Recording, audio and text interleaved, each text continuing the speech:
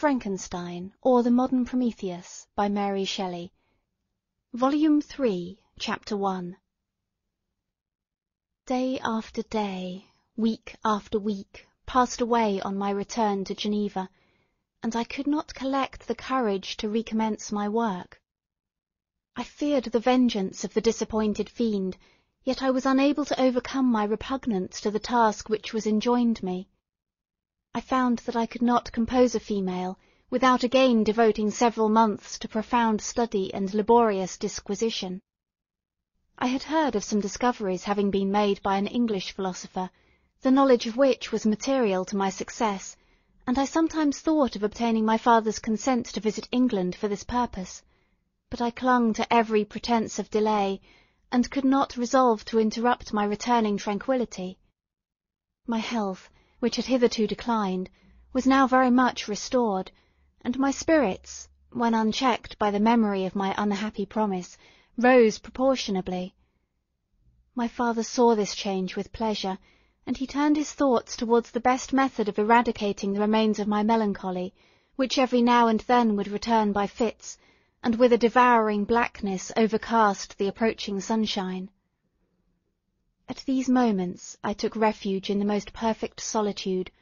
I passed whole days on the lake alone, in a little boat, watching the clouds and listening to the rippling of the waves, silent and listless. But the fresh air and bright sun seldom failed to restore me to some degree of composure, and, on my return, I met the salutations of my friends with a readier smile and a more cheerful heart. It was after my return from one of these rambles that my father, calling me aside, thus addressed me. "I am happy to remark, my dear son, that you have resumed your former pleasures, and seem to be returning to yourself. And yet you are still unhappy, and still avoid our society. For some time I was lost in conjecture as to the cause of this, but yesterday an idea struck me, and, if it is well founded, I conjure you to avow it. Reserve on such a point would not only be useless, but draw down treble misery on us all."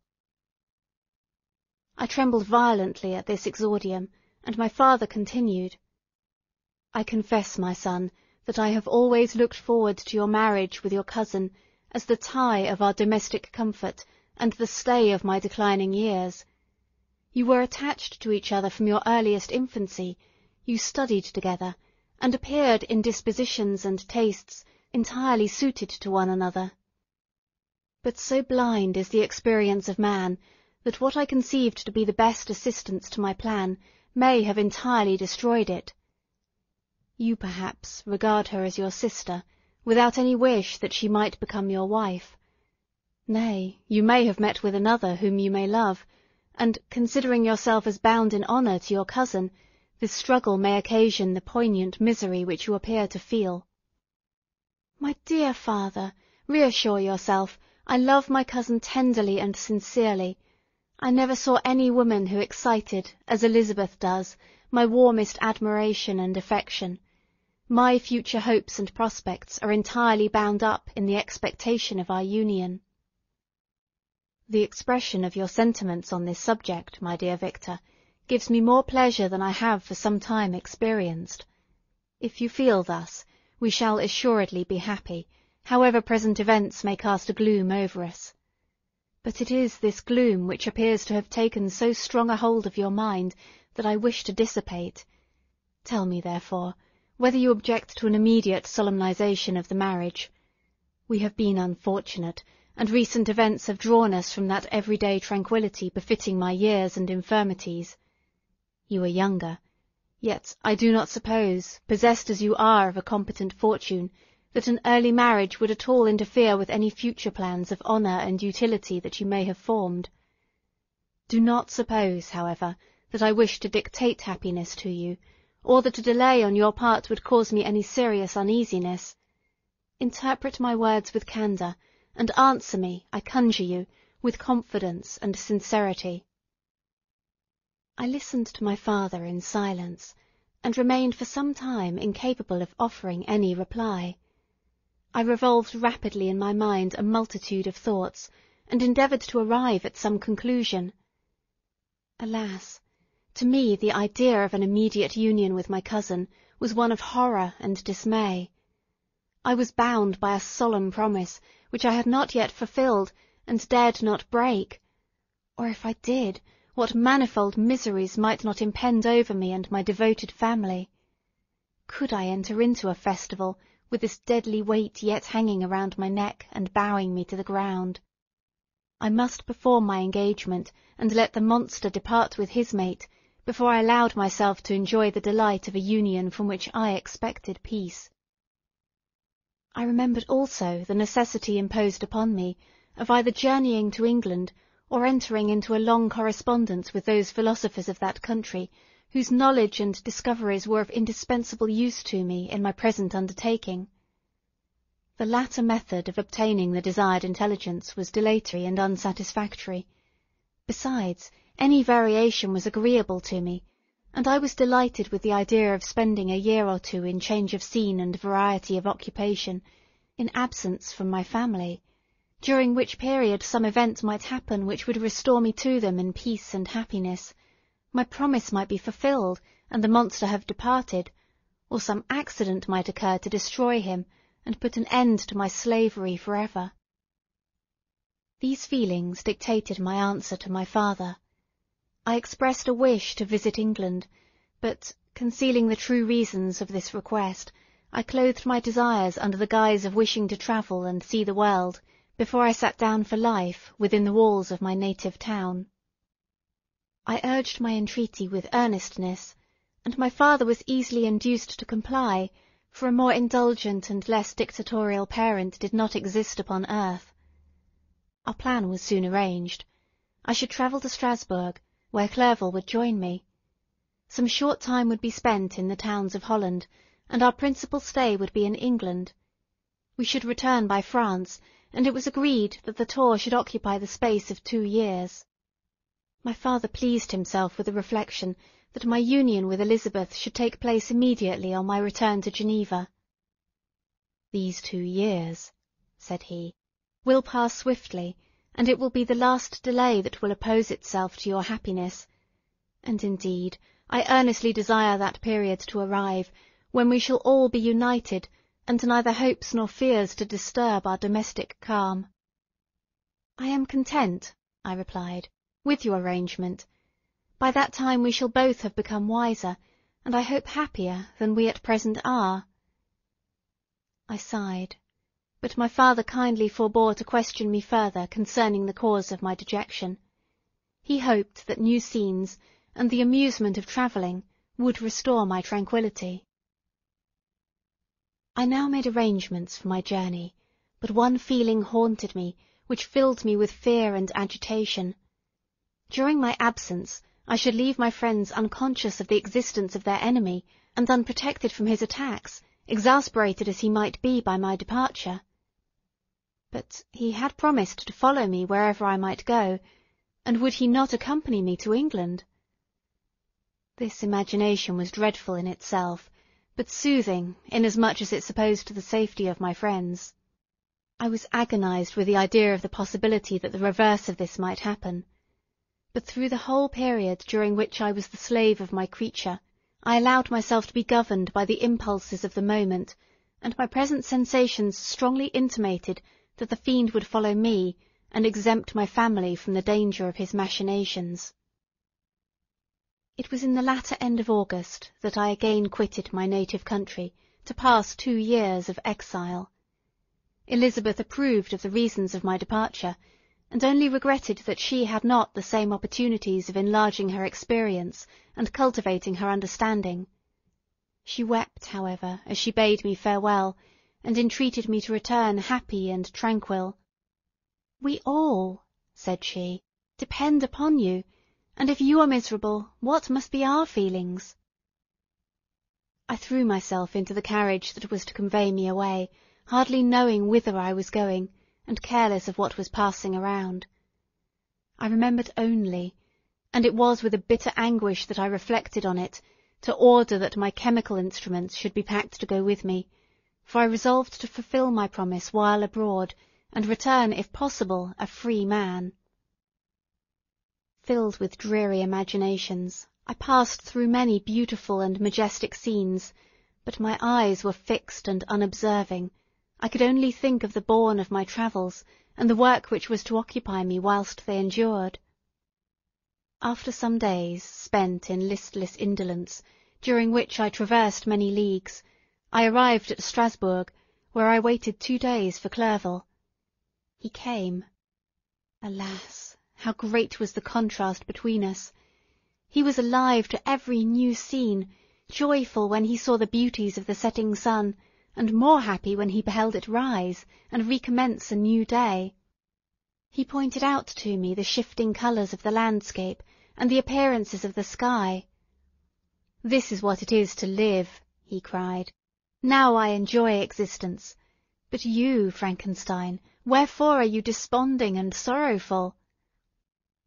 In truth, I was occupied by gloomy thoughts, and neither saw the descent of the evening star, nor the golden sunrise reflected in the Rhine.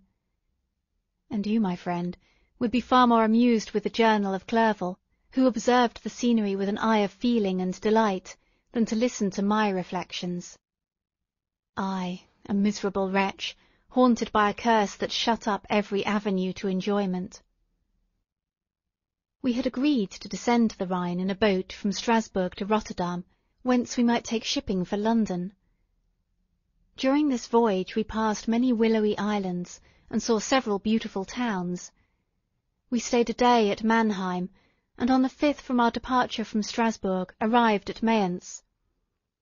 The course of the Rhine below Mayence becomes much more picturesque.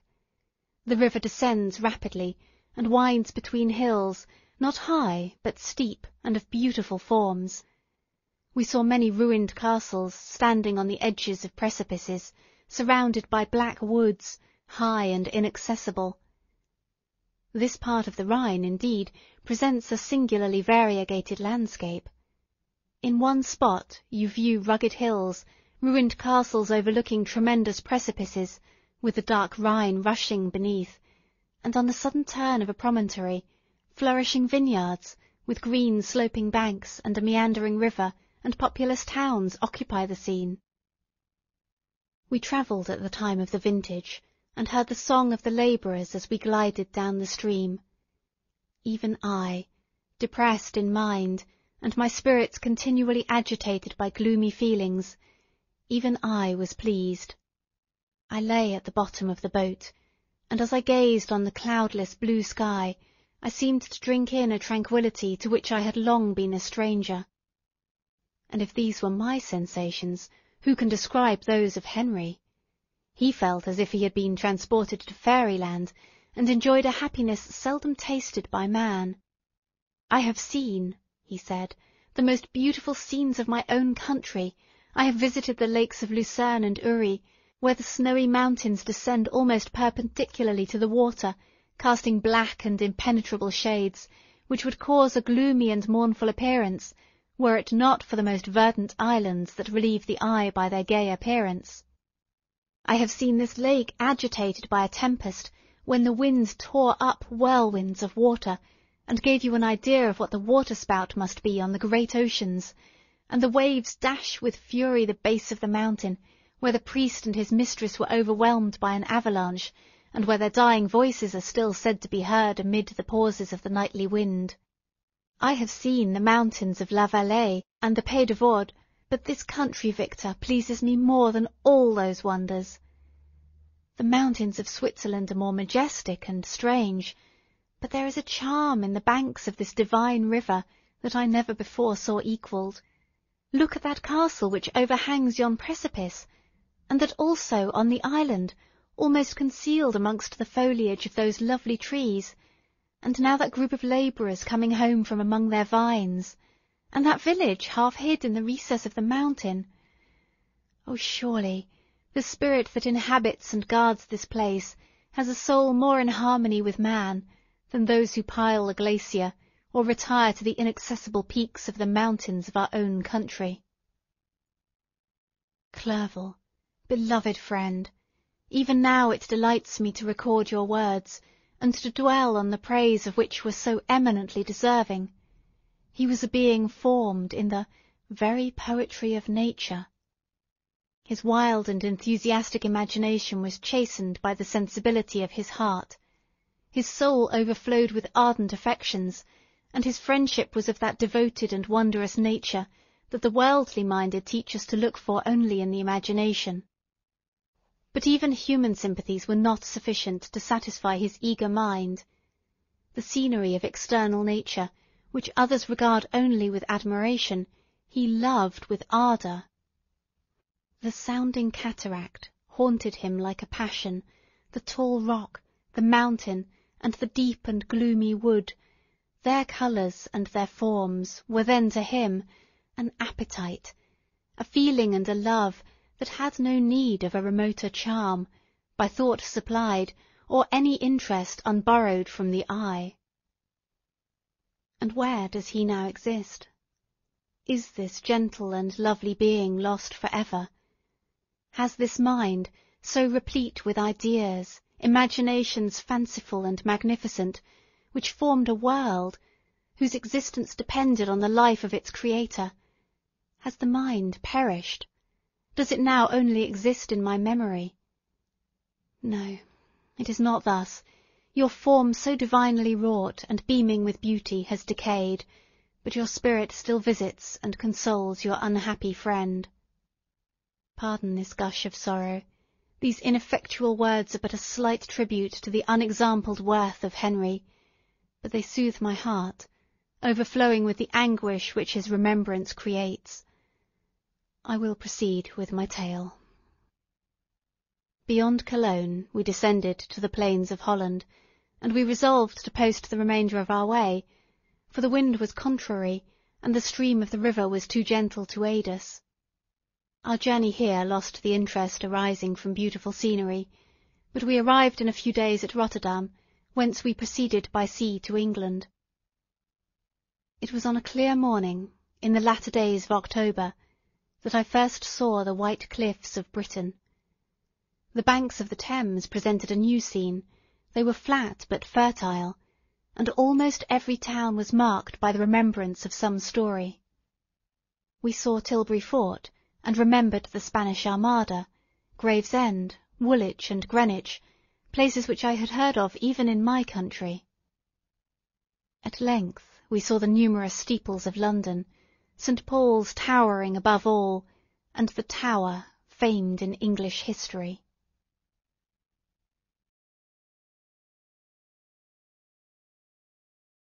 Frankenstein, or the Modern Prometheus, by Mary Shelley. Volume 3, Chapter 2. London was our present point of rest. We determined to remain several months in this wonderful and celebrated city.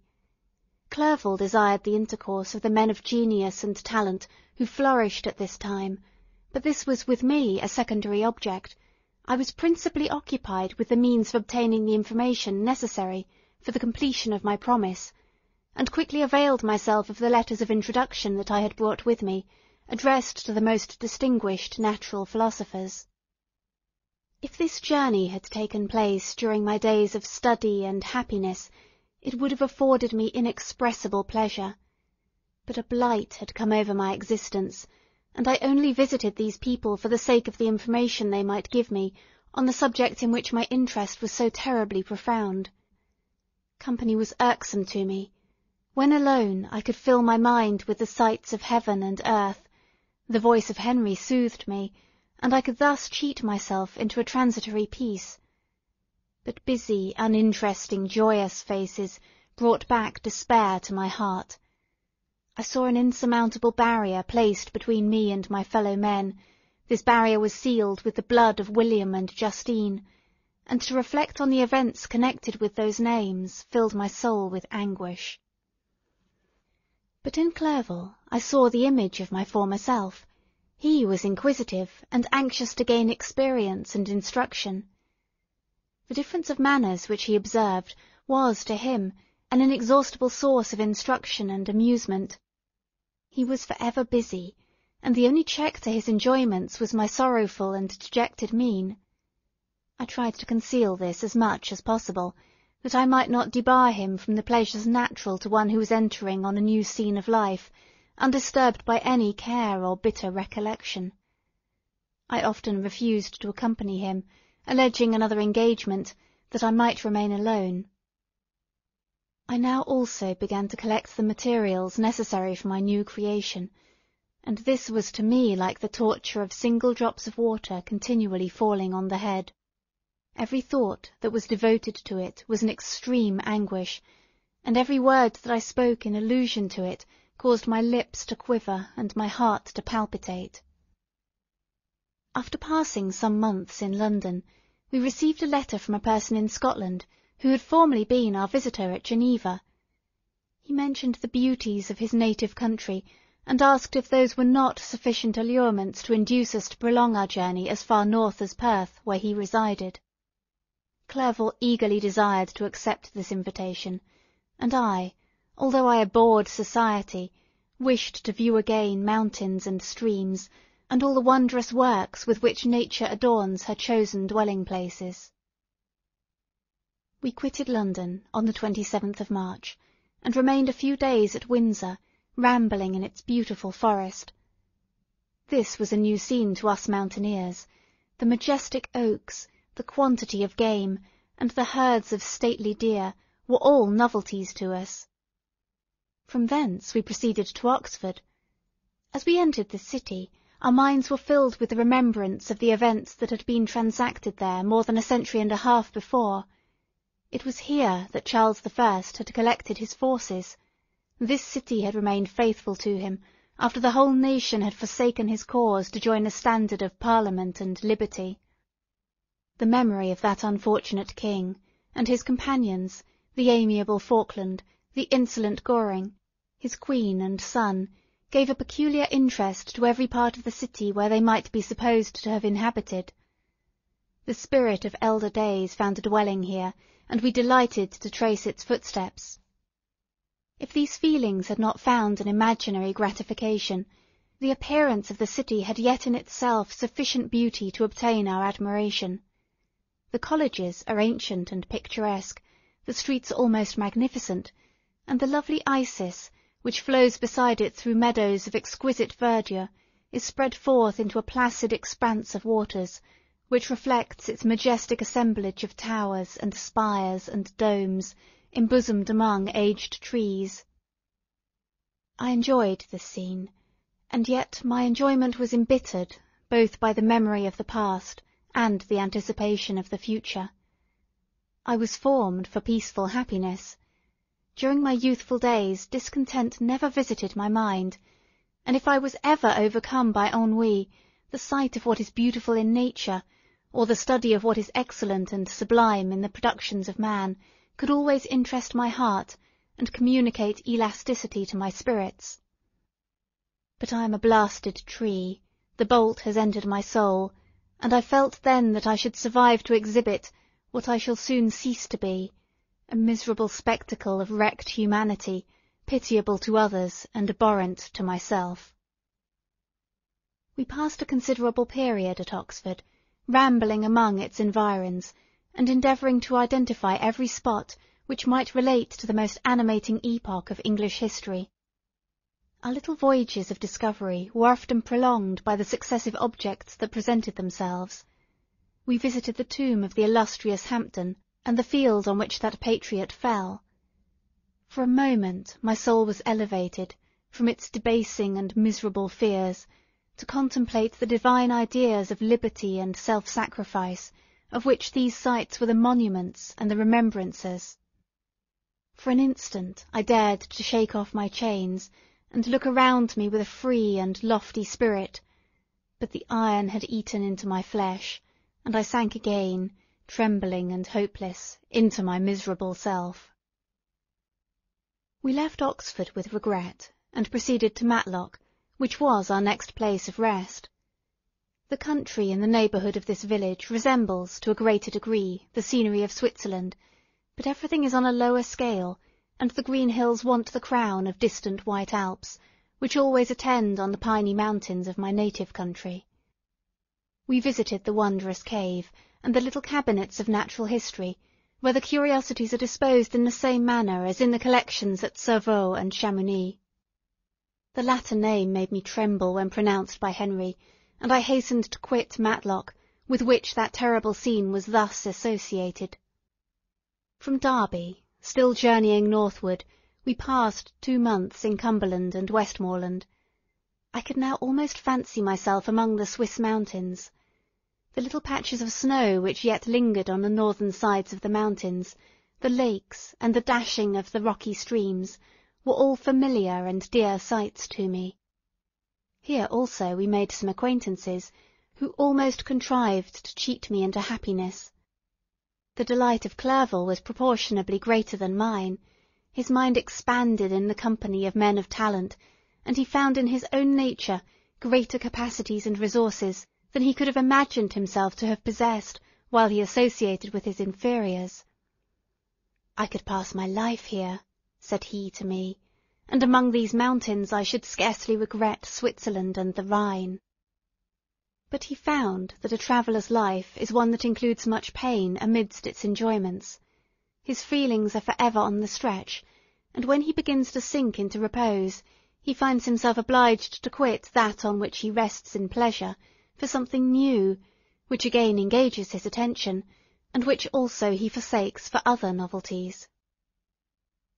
We had scarcely visited the various lakes of Cumberland and Westmoreland, and conceived an affection for some of the inhabitants, when the period of our appointment with our Scotch friend approached, and we left them to travel on.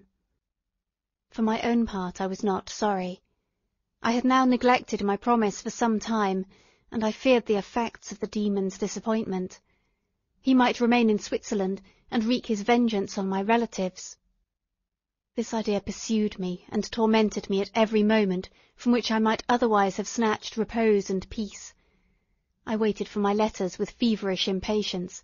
If they were delayed, I was miserable, and overcome by 1,000 fears, and when they arrived, and I saw the superscription of Elizabeth or my father, I hardly dared to read and ascertain my fate. Sometimes I thought that the fiend followed me, and might expedite my remissness by murdering my companion. When these thoughts possessed me, I would not quit Henry for a moment, but followed him as his shadow, to protect him from the fancied rage of his destroyer. I felt as if I had committed some great crime, the consciousness of which haunted me. I was guiltless, but I had indeed drawn down a horrible curse upon my head, as mortal as that of crime. I visited Edinburgh with languid eyes and mind, and yet that city might have interested the most unfortunate being. Clerval did not like it so well as Oxford, for the antiquity of the latter city was more pleasing to him. But the beauty and regularity of the new town of Edinburgh, its romantic castle and its environs, the most delightful in the world, Arthur's Seat, St. Bernard's Well, and the Pentland Hills, compensated him for the change, and filled him with cheerfulness and admiration. But I was impatient to arrive at the termination of my journey. We left Edinburgh in a week, passing through Cooper, St. Andrews, and along the banks of the Tay to Perth, where our friend expected us. But I was in no mood to laugh and talk with strangers, or enter into their feelings or plans with the good humour expected from a guest, and accordingly I told Clerval that I wished to make the tour of Scotland alone. "Do you," said I, "enjoy yourself, and let this be our rendezvous. I may be absent a month or 2, but do not interfere with my motions, I entreat you. Leave me to peace and solitude for a short time, and when I return, I hope it will be with a lighter heart, more congenial to your own temper." Henry wished to dissuade me, but, seeing me bent on this plan, ceased to remonstrate. He entreated me to write often. "I had rather be with you," he said, "in your solitary rambles, than with these Scotch people whom I do not know. Hasten then, my dear friend, to return, that I may again feel myself somewhat at home, which I cannot do in your absence." Having parted from my friend, I determined to visit some remote spot of Scotland, and finish my work in solitude. I did not doubt but that the monster followed me, and would discover himself to me when I should have finished, that he might receive his companion. With this resolution I traversed the northern Highlands, and fixed on one of the remotest of the Orkneys as the scene of my labours. It was a place fitted for such a work, being hardly more than a rock, whose high sides were continually beaten upon by the waves. The soil was barren, scarcely affording pasture for a few miserable cows, and oatmeal for its inhabitants, which consisted of 5 persons, whose gaunt and scraggy limbs gave tokens of their miserable fare. Vegetables and bread, when they indulged in such luxuries, and even fresh water, was to be procured from the mainland, which was about 5 miles distant. On the whole island there were but 3 miserable huts, and one of these was vacant when I arrived. This I hired. It contained but 2 rooms, and these exhibited all the squalidness of the most miserable penury. The thatch had fallen in, the walls were unplastered, and the door was off its hinges. I ordered it to be repaired, bought some furniture, and took possession. An incident which would, doubtless, have occasioned some surprise, had not all the senses of the cottagers been benumbed by want and squalid poverty. As it was, I lived ungazed at and unmolested, hardly thanked for the pittance of food and clothes which I gave, so much does suffering blunt even the coarsest sensations of men. In this retreat I devoted the morning to labour, but in the evening, when the weather permitted, I walked on the stony beach of the sea, to listen to the waves as they roared and dashed at my feet. It was a monotonous yet ever-changing scene. I thought of Switzerland. It was far different from this desolate and appalling landscape. Its hills are covered with vines, and its cottages are scattered thickly in the plains. Its fair lakes reflect a blue and gentle sky, and, when troubled by the winds, their tumult is but as the play of a lively infant, when compared to the roarings of the giant ocean. In this manner I distributed my occupations when I first arrived, but as I proceeded in my labour, it became every day more horrible and irksome to me. Sometimes I could not prevail on myself to enter my laboratory for several days, and at others I toiled day and night in order to complete my work. It was indeed a filthy process in which I was engaged. During my first experiment, a kind of enthusiastic frenzy had blinded me to the horror of my employment. My mind was intently fixed on the consummation of my labour, and my eyes were shut to the horror of my proceedings. But now I went to it in cold blood, and my heart often sickened at the work of my hands. Thus situated, employed in the most detestable occupation, immersed in a solitude where nothing could for an instant call my attention from the actual scene in which I was engaged, my spirits became unequal, I grew restless and nervous. Every moment I feared to meet my persecutor. Sometimes I sat with my eyes fixed on the ground, fearing to raise them lest they should encounter the object which I so much dreaded to behold. I feared to wander from the sight of my fellow creatures, lest when alone he should come to claim his companion. In the meantime I worked on, and my labour was already considerably advanced. I looked towards its completion with a tremulous and eager hope, which I dared not trust myself to question, but which was intermixed with obscure forebodings of evil that made my heart sicken in my bosom.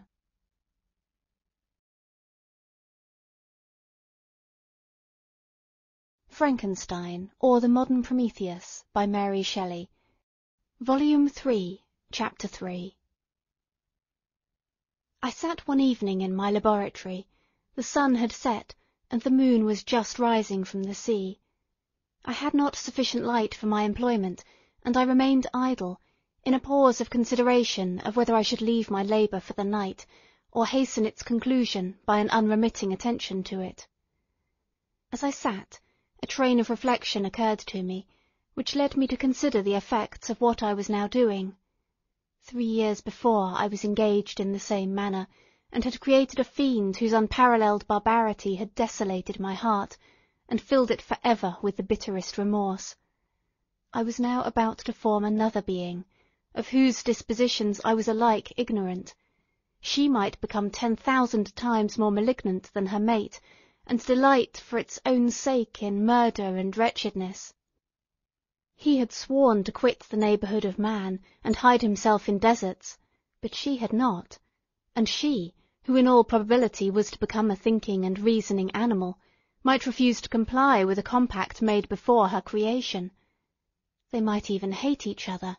The creature who already lived loathed his own deformity, and might he not conceive a greater abhorrence for it when it came before his eyes in the female form? She might also turn with disgust from him to the superior beauty of man. She might quit him, and he be alone again, exasperated by the fresh provocation of being deserted by one of his own species. Even if they were to leave Europe and inhabit the deserts of the New World, yet one of the first results of those sympathies for which the demon thirsted would be children, and a race of devils would be propagated upon the earth who might make the very existence of the species of man a condition precarious and full of terror. Had I right, for my own benefit, to inflict this curse upon everlasting generations? I had before been moved by the sophisms of the being I had created. I had been struck senseless by his fiendish threats, but now, for the first time, the wickedness of my promise burst upon me. I shuddered to think that future ages might curse me as their pest, whose selfishness had not hesitated to buy its own peace, at the price, perhaps, of the existence of the whole human race. I trembled, and my heart failed within me, when, on looking up, I saw by the light of the moon the demon at the casement. A ghastly grin wrinkled his lips as he gazed on me, where I sat fulfilling the task which he had allotted to me. Yes, he had followed me in my travels. He had loitered in forests, hid himself in caves, or taken refuge in wide and desert heaths, and he now came to mark my progress and claim the fulfilment of my promise. As I looked on him, his countenance expressed the utmost extent of malice and treachery. I thought, with a sensation of madness, on my promise to create another like him, and trembling with passion, tore to pieces the thing on which I was engaged. The wretch saw me destroy the creature on whose future existence he depended for happiness, and with a howl of devilish despair and revenge, withdrew. I left the room, and, locking the door, made a solemn vow in my own heart never to resume my labours, and then, with trembling steps, sought my own apartment. I was alone. None were near me to dissipate the gloom and relieve me from the sickening oppression of the most terrible reveries. Several hours passed, and I remained near my window, gazing on the sea. It was almost motionless, for the winds were hushed, and all nature reposed under the eye of the quiet moon. A few fishing vessels alone specked the water, and now and then the gentle breeze wafted the sound of voices, as the fishermen called to one another. I felt the silence, although I was hardly conscious of its extreme profundity, until my ear was suddenly arrested by the paddling of oars near the shore, and a person landed close to my house. In a few minutes after, I heard the creaking of my door, as if someone endeavoured to open it softly. I trembled from head to foot. I felt a presentiment of who it was, and wished to rouse one of the peasants who dwelt in a cottage not far from mine, but I was overcome by the sensation of helplessness, so often felt in frightful dreams, when you in vain endeavour to fly from an impending danger, and was rooted to the spot. Presently I heard the sound of footsteps along the passage. The door opened, and the wretch whom I dreaded appeared. Shutting the door, he approached me, and said, in a smothered voice, "You have destroyed the work which you began. What is it that you intend? Do you dare to break your promise? I have endured toil and misery. I left Switzerland with you. I crept along the shores of the Rhine, among its willow islands, and over the summits of its hills. I have dwelt many months in the heaths of England, and among the deserts of Scotland. I have endured incalculable fatigue, and cold, And hunger, do you dare destroy my hopes? Begone! I do break my promise. Never will I create another like yourself, equal in deformity and wickedness. Slave, I before reasoned with you, but you have proved yourself unworthy of my condescension. Remember that I have power. You believe yourself miserable, but I can make you so wretched that the light of day will be hateful to you. You are my creator, but I am your master. Obey. The hour of my weakness is past, and the period of your power is arrived.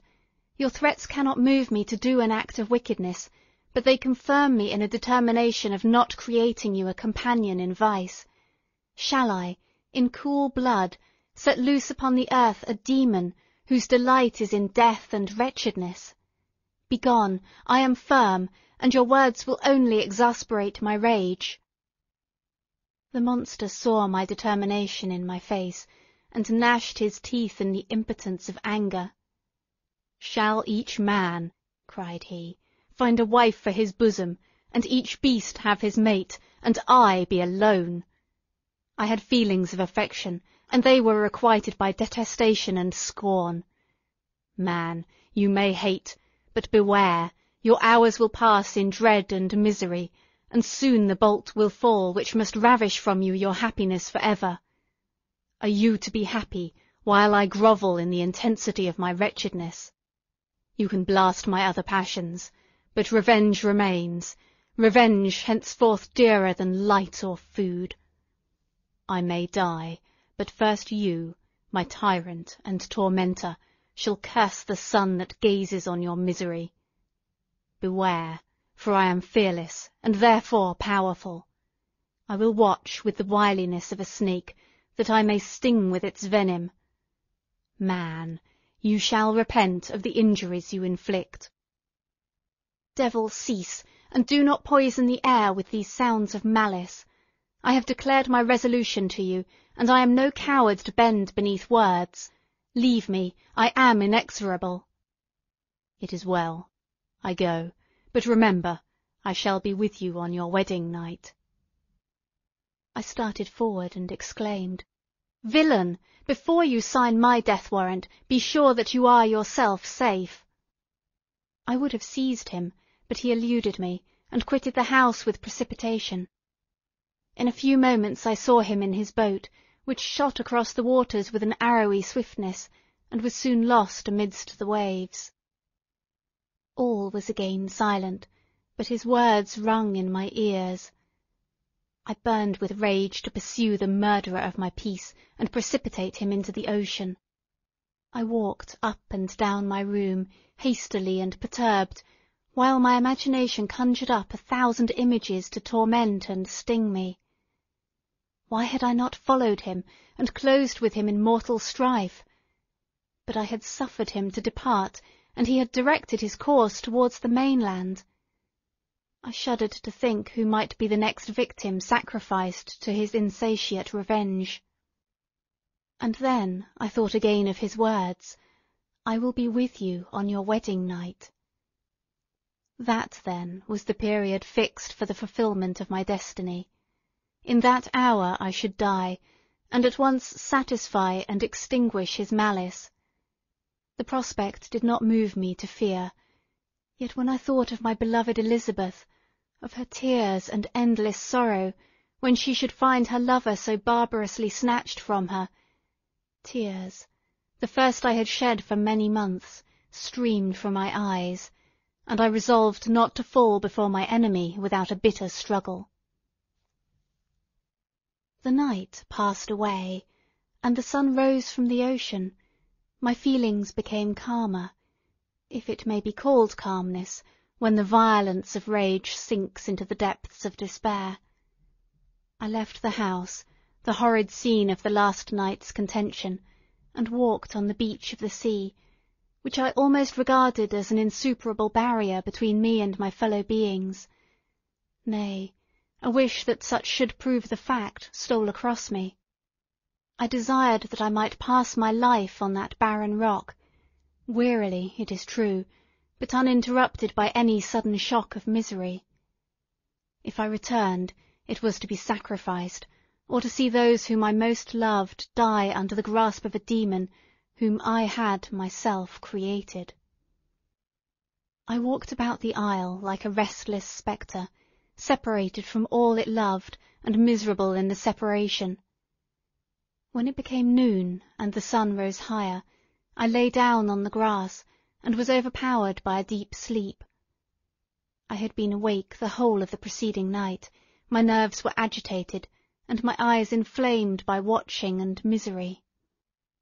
The sleep into which I now sunk refreshed me, and when I awoke, I again felt as if I belonged to a race of human beings like myself, and I began to reflect upon what had passed with greater composure.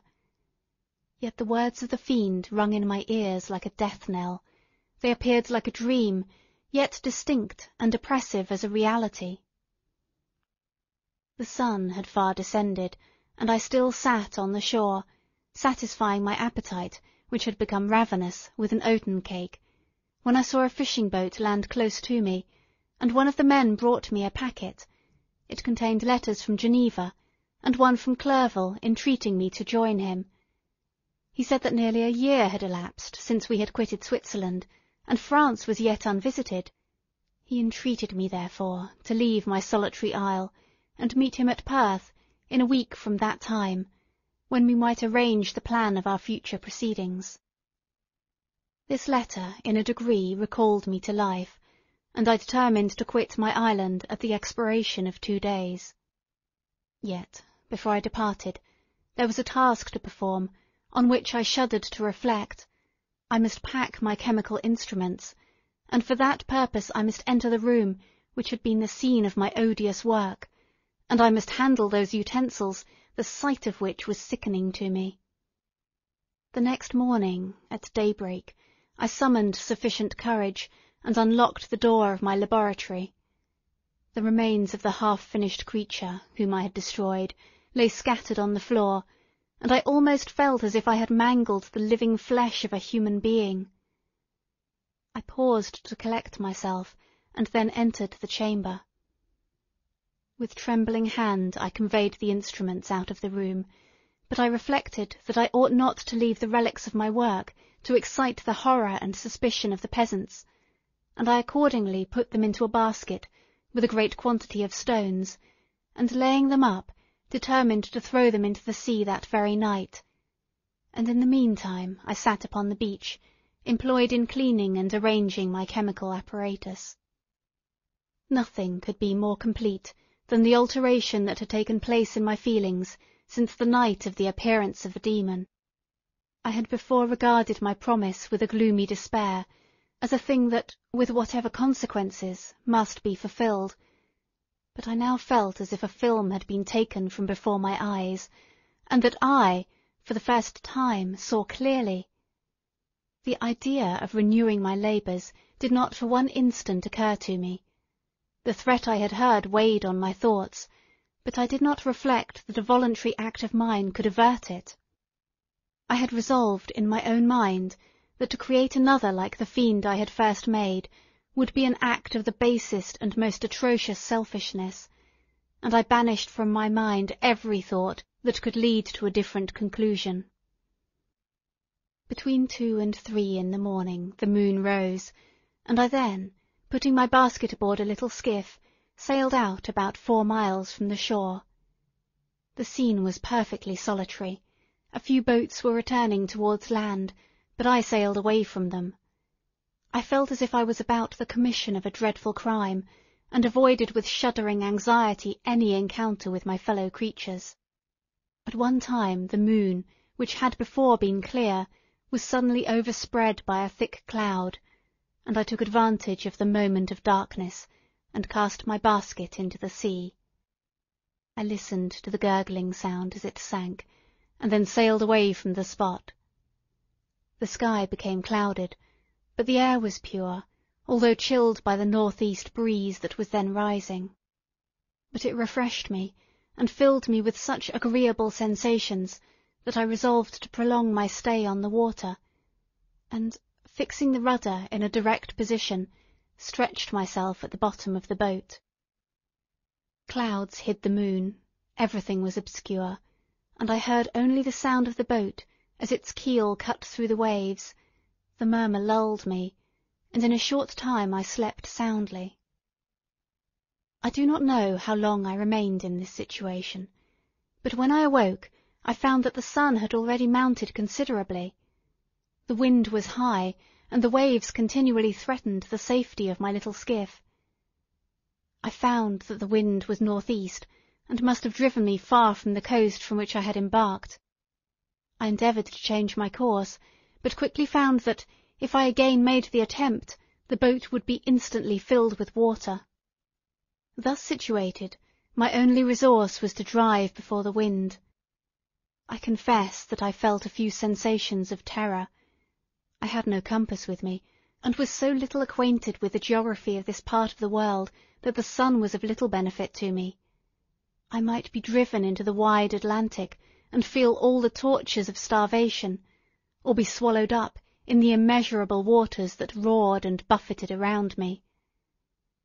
I had already been out many hours, and felt the torment of a burning thirst, a prelude to my other sufferings.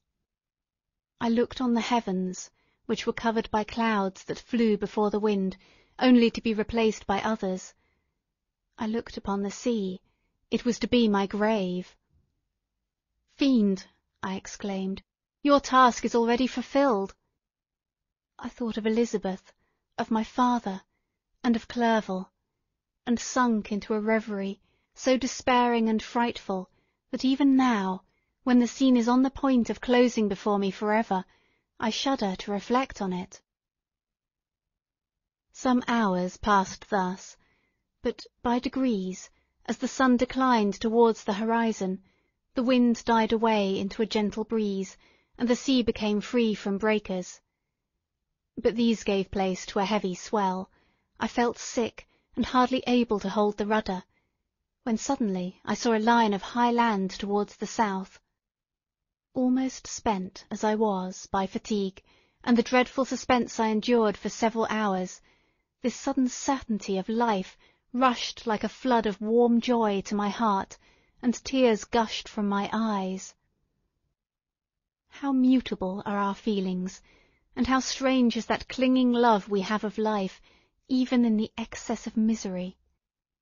I constructed another sail with a part of my dress, and eagerly steered my course towards the land. It had a wild and rocky appearance, but, as I approached nearer, I easily perceived the traces of cultivation. I saw vessels near the shore, and found myself suddenly transported back to the neighbourhood of civilized man. I eagerly traced the windings of the land, and hailed a steeple which I at length saw issuing from behind a small promontory. As I was in a state of extreme debility, I resolved to sail directly towards the town, as a place where I could most easily procure nourishment. Fortunately I had money with me. As I turned the promontory, I perceived a small neat town, and a good harbour, which I entered, my heart bounding with joy at my unexpected escape. As I was occupied in fixing the boat and arranging the sails, several people crowded towards the spot. They seemed much surprised at my appearance, but instead of offering me any assistance, whispered together, with gestures that at any other time might have produced in me a slight sensation of alarm. As it was, I merely remarked that they spoke English, and I therefore addressed them in that language. "My good friends," said I, "will you be so kind as to tell me the name of this town, and inform me where I am?" "You will know that soon enough," replied a man with a gruff voice. "May be you are come to a place that will not prove much to your taste, but you will not be consulted as to your quarters, promise you." I was exceedingly surprised on receiving so rude an answer from a stranger, and I was also disconcerted on perceiving the frowning and angry countenances of his companions. "Why do you answer me so roughly?" I replied. "Surely it is not the custom of Englishmen to receive strangers so inhospitably." "I do not know," said the man, "what the custom of the English may be, but it is the custom of the Irish to hate villains." While this strange dialogue continued, I perceived the crowd rapidly increase. Their faces expressed a mixture of curiosity and anger, which annoyed and in some degree alarmed me. I inquired the way to the inn, but no one replied. I then moved forward, and a murmuring sound arose from the crowd as they followed and surrounded me, when an ill-looking man approaching tapped me on the shoulder and said, "Come, sir, you must follow me to Mr. Kirwin's to give an account of yourself." "Who is Mr. Kirwin? Why am I to give an account of myself? Is not this a free country?" "Ay, sir, free enough for honest folks. Mr. Kirwin is the magistrate, and you are to give an account of the death of a gentleman who was found murdered here last night." This answer startled me, but I presently recovered myself. I was innocent, that could easily be proved. Accordingly I followed my conductor in silence, and was led to one of the best houses in town. I was ready to sink from fatigue and hunger, but, being surrounded by a crowd, I thought it politic to rouse all my strength, that no physical debility might be construed into apprehension or conscious guilt. Little did I then expect the calamity that was in a few moments to overwhelm me, and extinguish in horror and despair all fear of ignominy or death. I must pause here, for it requires all my fortitude to recall the memory of the frightful events which I am about to relate, in proper detail, to my recollection.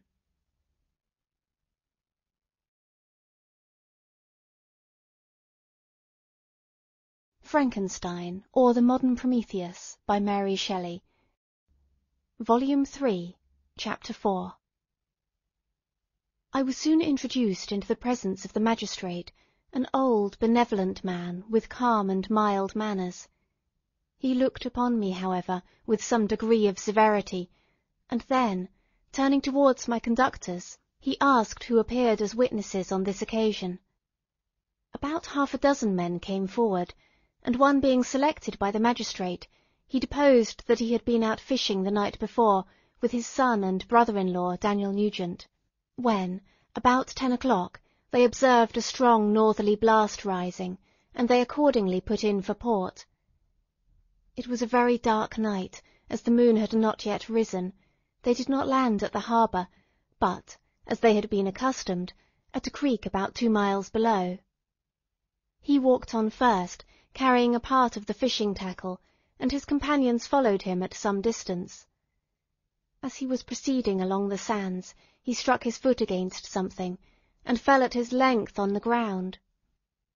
His companions came up to assist him, and, by the light of their lantern, they found that he had fallen on the body of a man, who was, to all appearance, dead.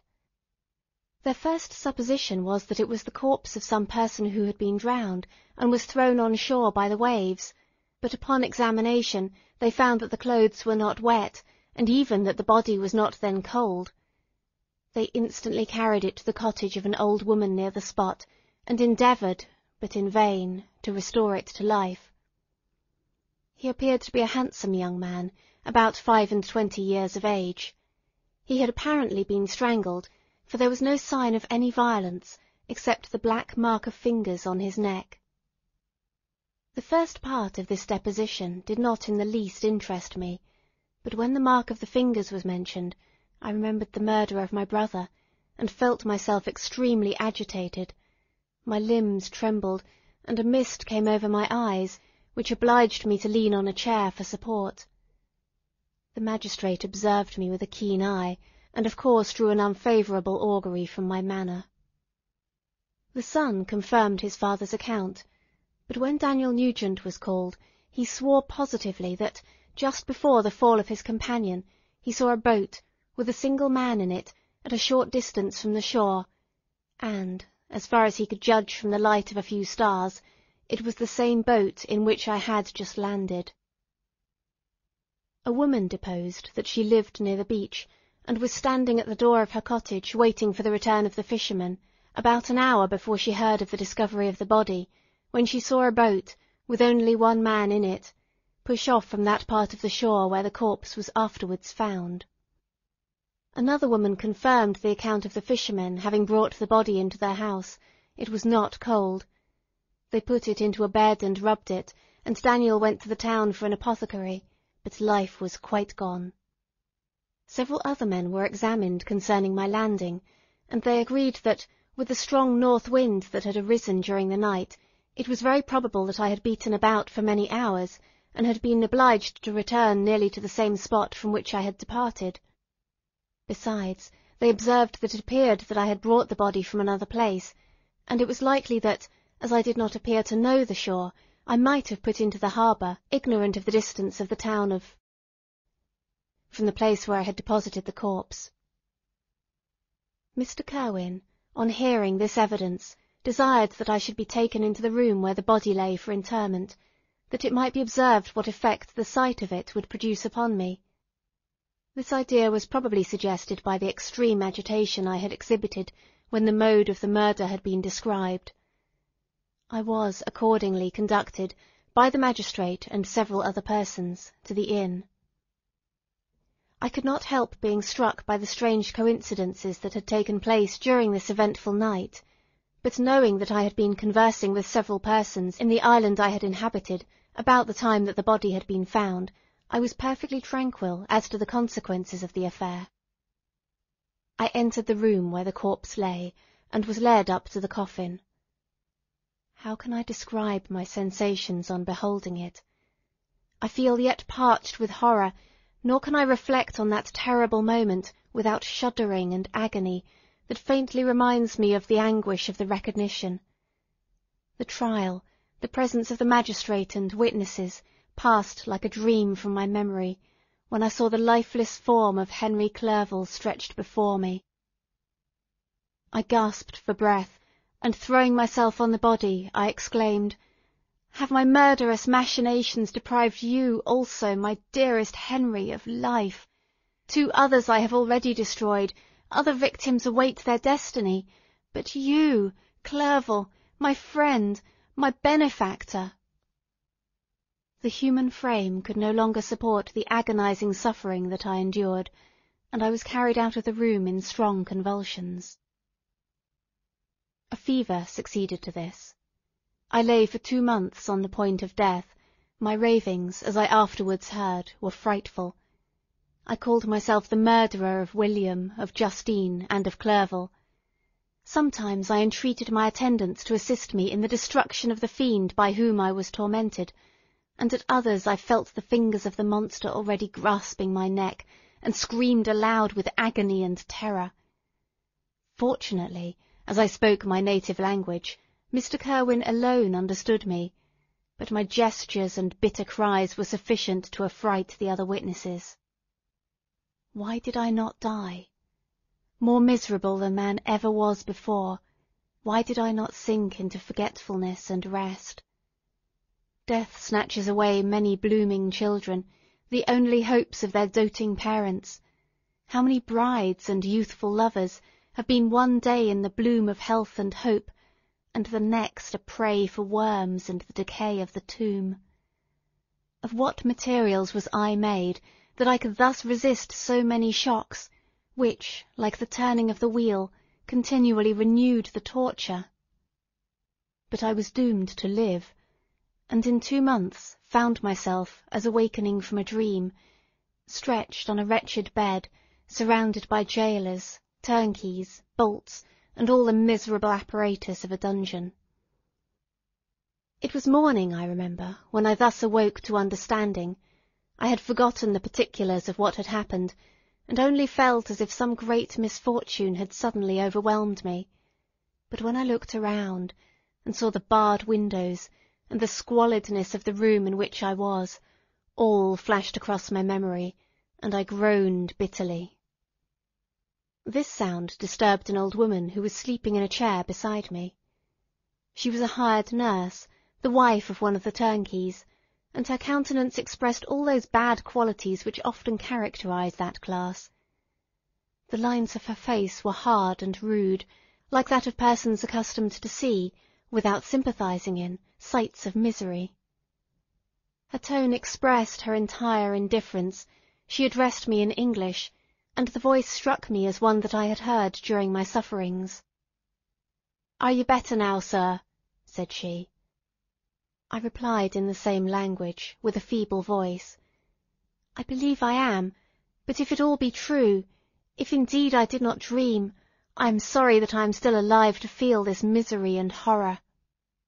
"For that matter," replied the old woman, "if you mean about the gentleman you murdered, I believe that it were better for you if you were dead, for I fancy it will go hard with you, but you will be hung when the next sessions come on.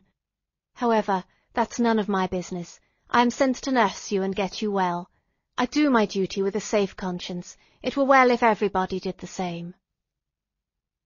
I turned with loathing from the woman who could utter so unfeeling a speech to a person just saved, on the very edge of death, but I felt languid and unable to reflect on all that had passed. The whole series of my life appeared to me as a dream. I sometimes doubted if indeed it were all true, for it never presented itself to my mind with the force of reality. As the images that floated before me became more distinct, I grew feverish. A darkness pressed around me. No one was near me who soothed me with the gentle hand of love, no dear hand supported me. The physician came and prescribed medicines, and the old woman prepared them for me, but utter carelessness was visible in the first, and the expression of brutality was strongly marked in the visage of the second. Who could be interested in the fate of a murderer, but the hangman who would gain his fee? These were my first reflections, but I soon learned that Mr. Kirwin had shown me extreme kindness. He had caused the best room in the prison to be prepared for me. Wretched indeed was the best, and it was he who had provided a physician and a nurse. It was true he seldom came to see me, for although he ardently desired to relieve the sufferings of every human creature, he did not wish to be present at the agonies and miserable ravings of a murderer.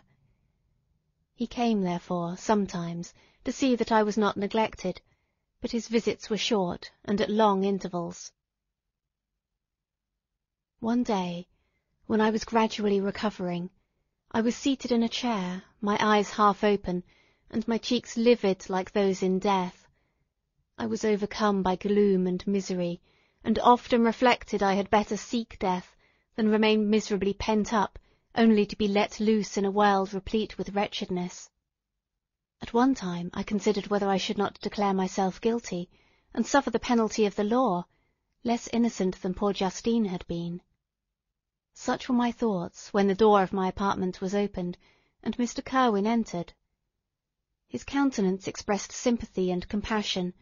He drew a chair close to mine, and addressed me in French. "I fear that this place is very shocking to you. Can I do anything to make you more comfortable?" "I thank you, but all that you mention is nothing to me. On the whole earth there is no comfort which I am capable of receiving." "I know that the sympathy of a stranger can be but of little relief to one borne down as you are by so strange a misfortune. But you will, I hope, soon quit this melancholy abode, for doubtless evidence can easily be brought to free you from the criminal charge." "That is my least concern. I am, by a course of strange events, become the most miserable of mortals. Persecuted and tortured as I am and have been, can death be any evil to me?" "Nothing indeed could be more unfortunate and agonizing than the strange chances that have lately occurred. You were thrown, by some surprising accident, on this shore, renowned its hospitality, seized immediately, and charged with murder. The first sight that was presented to your eyes was the body of your friend, murdered in so unaccountable a manner, and placed, as it were, by some fiend across your path." As Mr. Kirwin said this, notwithstanding the agitation I endured on this retrospect of my sufferings, I also felt considerable surprise at the knowledge he seemed to possess concerning me. I suppose some astonishment was exhibited in my countenance, for Mr. Kirwin hastened to say, "It was not until a day or two after your illness that I thought of examining your dress, that I might discover some trace by which I could send to your relations an account of your misfortune and illness. I found several letters, and among others, one which I discovered from its commencement to be from your father. I instantly wrote to Geneva, Nearly 2 months have elapsed since the departure of my letter. But you are ill. Even now you tremble. You are unfit for agitation of any kind. This suspense is 1,000 times worse than the most horrible event. Tell me what new scene of death has been acted, and whose murder I am now to lament." "Your family is perfectly well," said Mr. Kirwin with gentleness, "and someone, a friend, is come to visit you."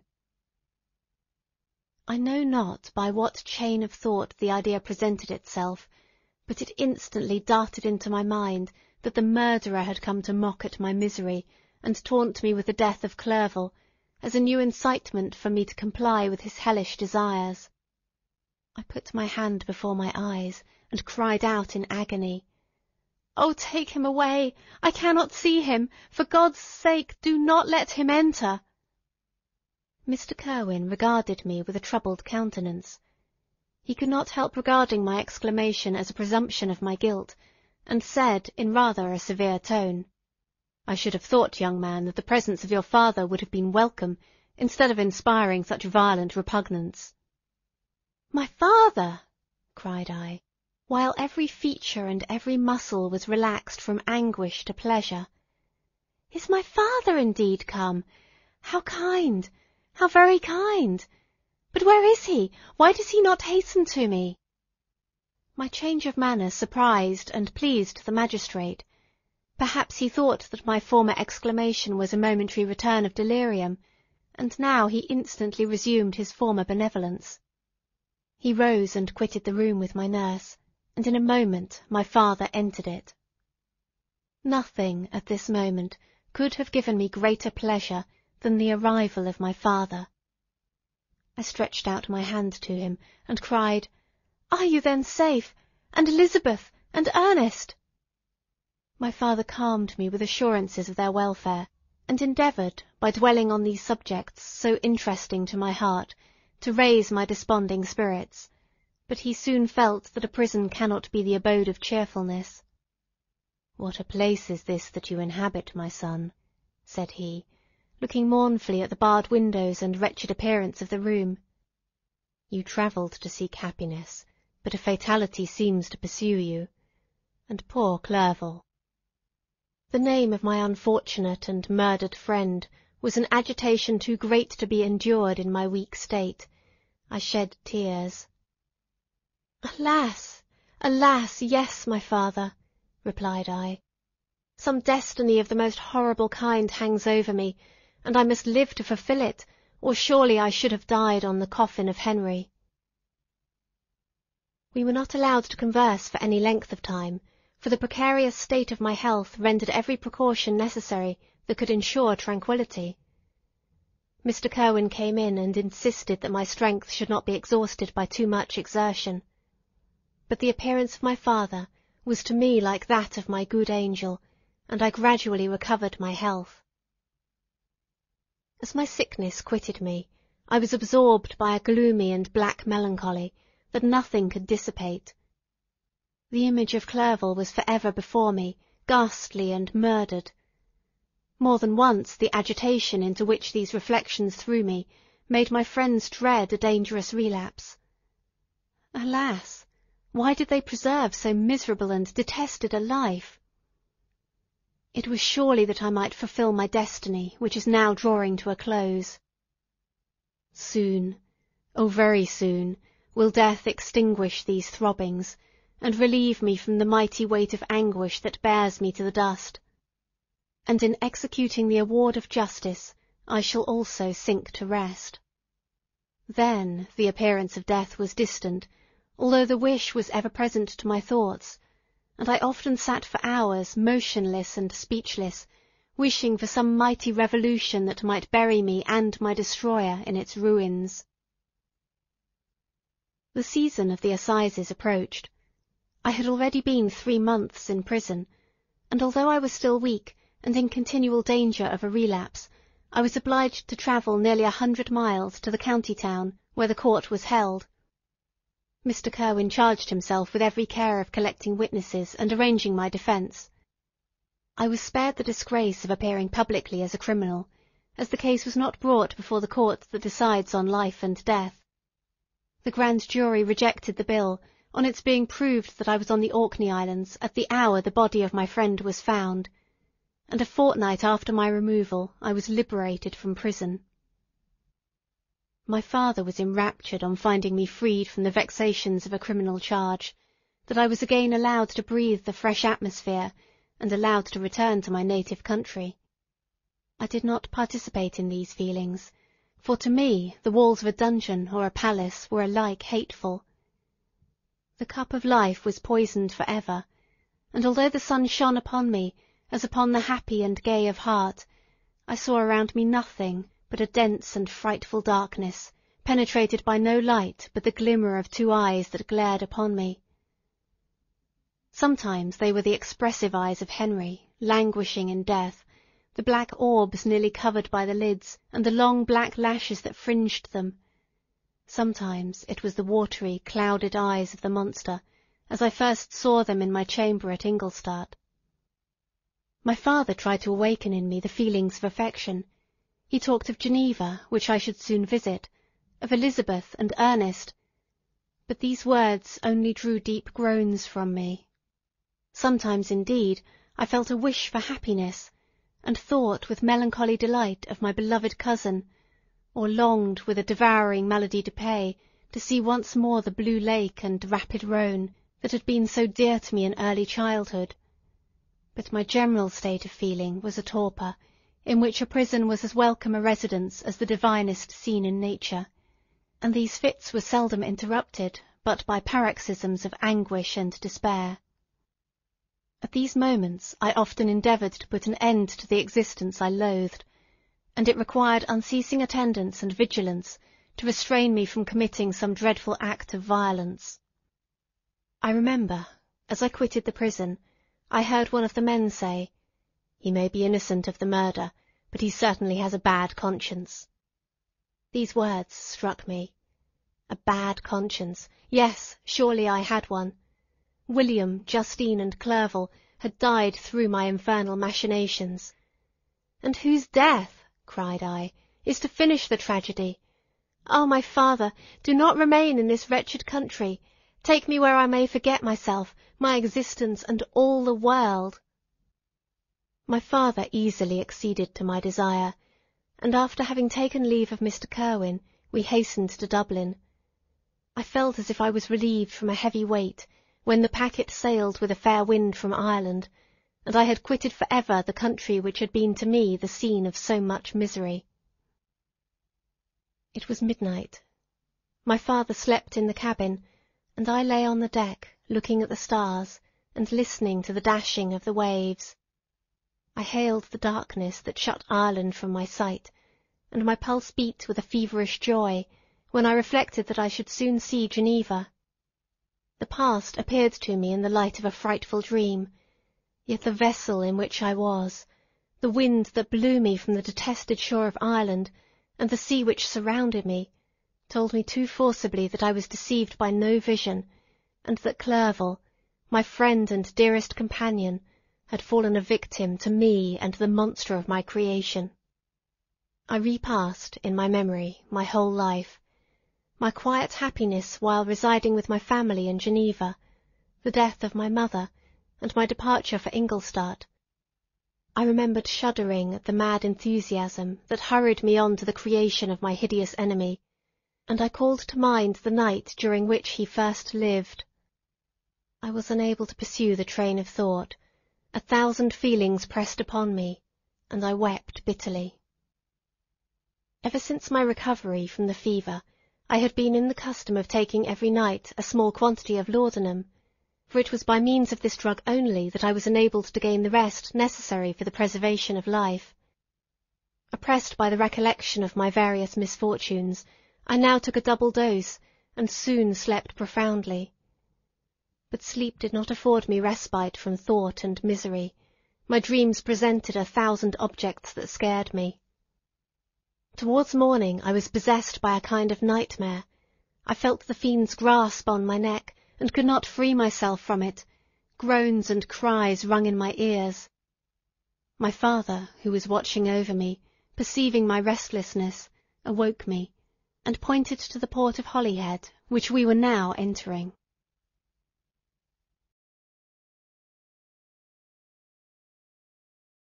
Frankenstein, or the Modern Prometheus, by Mary Shelley.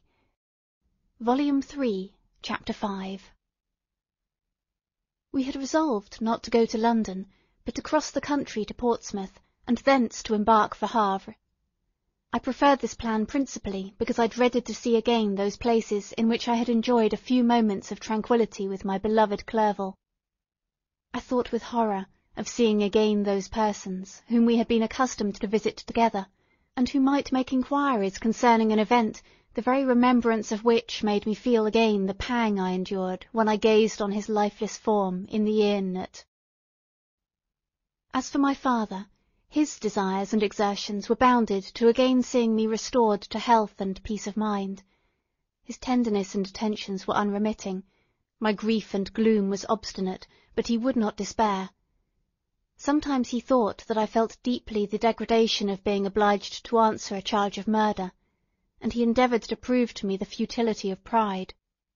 "Alas, my father," said I, "how little do you know me! Human beings, their feelings and passions, would indeed be degraded if such a wretch as I felt pride. Justine, poor unhappy Justine, was as innocent as I, and she suffered the same charge. She died for it, and I am the cause of this. I murdered her. William, Justine, and Henry, they all died by my hands." My father had often, during my imprisonment, heard me make the same assertion. When I thus accused myself, he sometimes seemed to desire an explanation, and at others he appeared to consider it as the offspring of delirium, and that, during my illness, some idea of this kind had presented itself to my imagination, the remembrance of which I preserved in my convalescence. I avoided explanation, and maintained a continual silence concerning the wretch I had created. I had a feeling that I should be supposed mad, and this for ever chained my tongue, when I would have given the whole world to have confided the fatal secret. Upon this occasion my father said, with an expression of unbounded wonder, "What do you mean, Victor? Are you mad? My dear son, I entreat you never to make such an assertion again." "I am not mad," I cried energetically. "The sun and the heavens, who have viewed my operations, can bear witness of my truth. I am the assassin of those most innocent victims. They died by my machinations. 1,000 times would I have shed my own blood, drop by drop, to have saved their lives. But I could not, my father. Indeed, I could not sacrifice the whole human race." The conclusion of this speech convinced my father that my ideas were deranged, and he instantly changed the subject of our conversation, and endeavoured to alter the course of thoughts.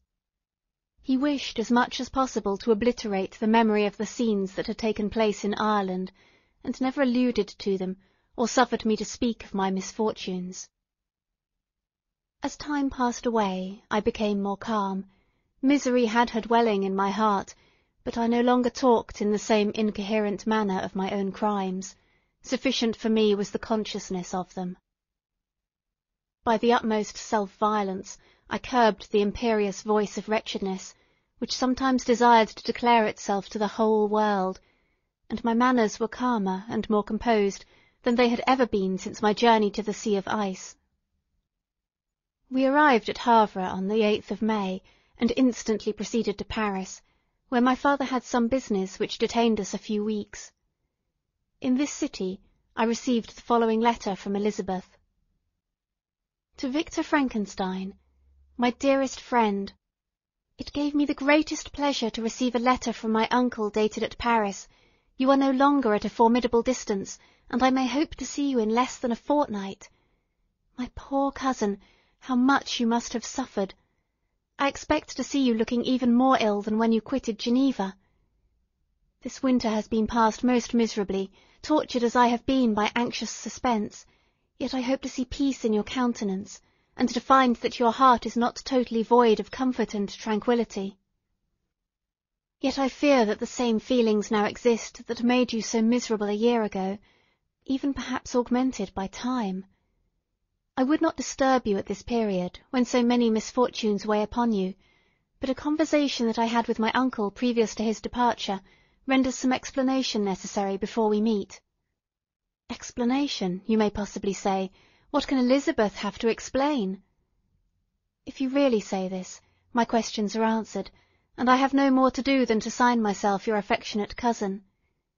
But you are distant from me, and it is possible that you may dread, and yet be pleased with this explanation, and in a probability of this being the case, I dare not any longer postpone writing what, during your absence, I have often wished to express to you, but have never had the courage to begin. You well know, Victor, that our union has been the favourite plan of your parents ever since our infancy. We were told this when young, and taught to look forward to it as an event that would certainly take place.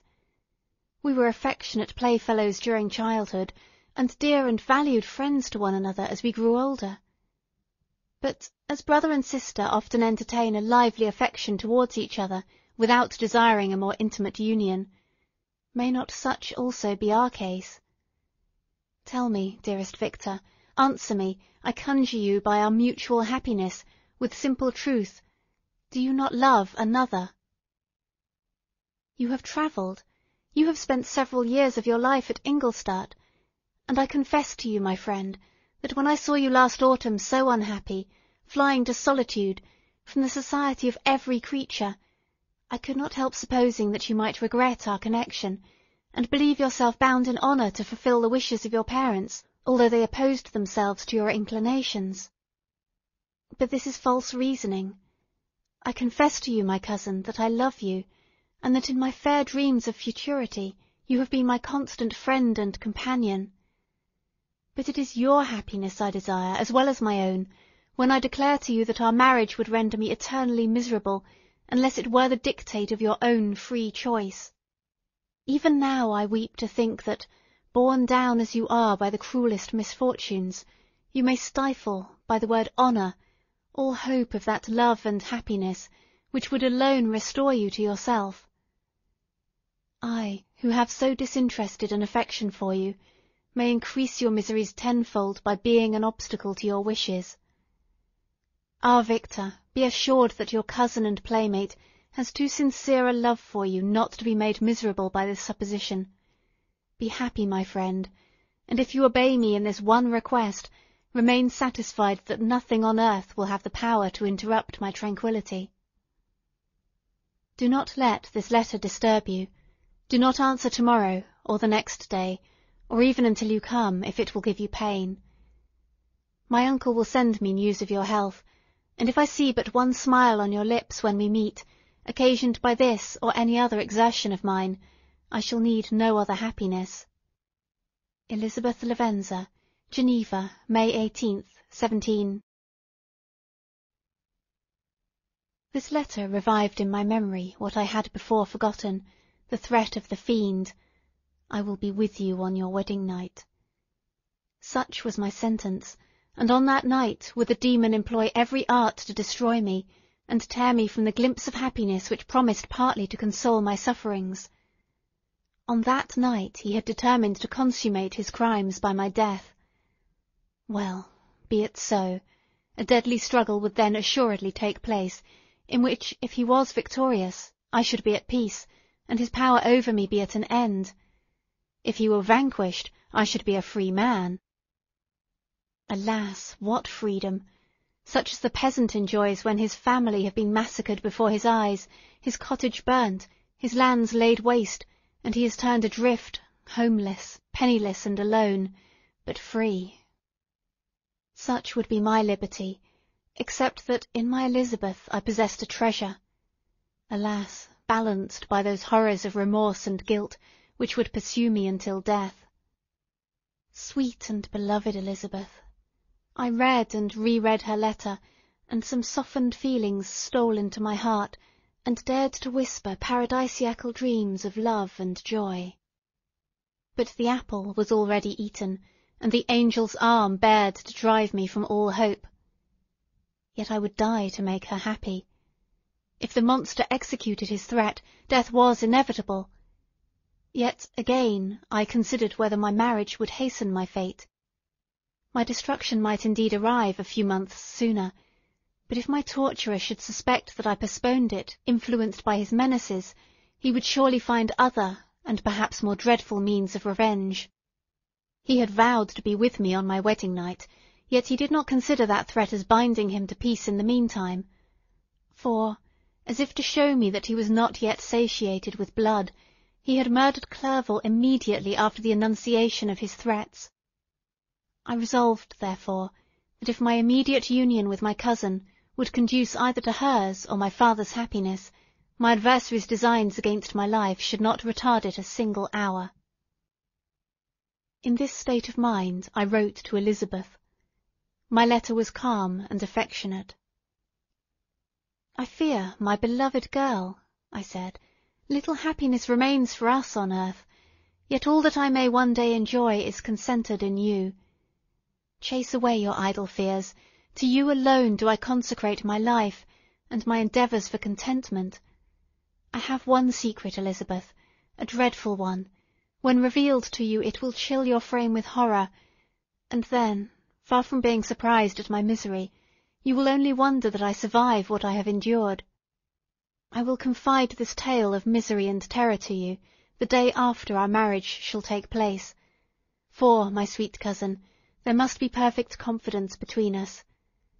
But until then, I conjure you, do not mention or allude to it. This I most earnestly entreat, and I know you will comply." In about a week after the arrival of Elizabeth's letter, we returned to Geneva. My cousin welcomed me with warm affection, yet tears were in her eyes as she beheld my emaciated frame and feverish cheeks. I saw a change in her also. She was thinner, and had lost much of that heavenly vivacity that had before charmed me, but her gentleness and soft looks of compassion made her a more fit companion for one blasted and miserable as I was. The tranquillity which I now enjoyed did not endure. Memory brought madness with it, and when I thought of what had passed, a real insanity possessed me. Sometimes I was furious and burnt with rage, sometimes low and despondent. I neither spoke or looked, but sat motionless, bewildered by the multitude of miseries that overcame me. Elizabeth alone had the power to draw me from these fits. Her gentle voice would soothe me when transported by passion, and inspire me with human feelings when sunk in torpor. She wept with me and for me. When reason returned, she would remonstrate and endeavour to inspire me with resignation. Ah, it is well for the unfortunate to be resigned, but for the guilty there is no peace. The agonies of remorse poison the luxury there is otherwise sometimes found in indulging the excess of grief. Soon after my arrival, my father spoke of my immediate marriage with my cousin. I remained silent.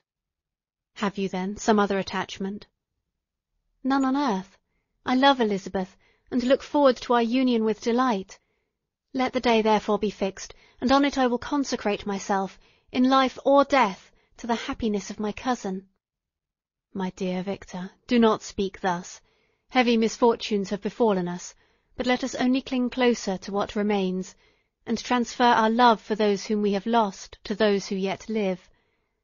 Our circle will be small, but bound close by the ties of affection and mutual misfortune, and when time shall have softened your despair, new and dear objects of care will be born to replace those of whom we have been so cruelly deprived."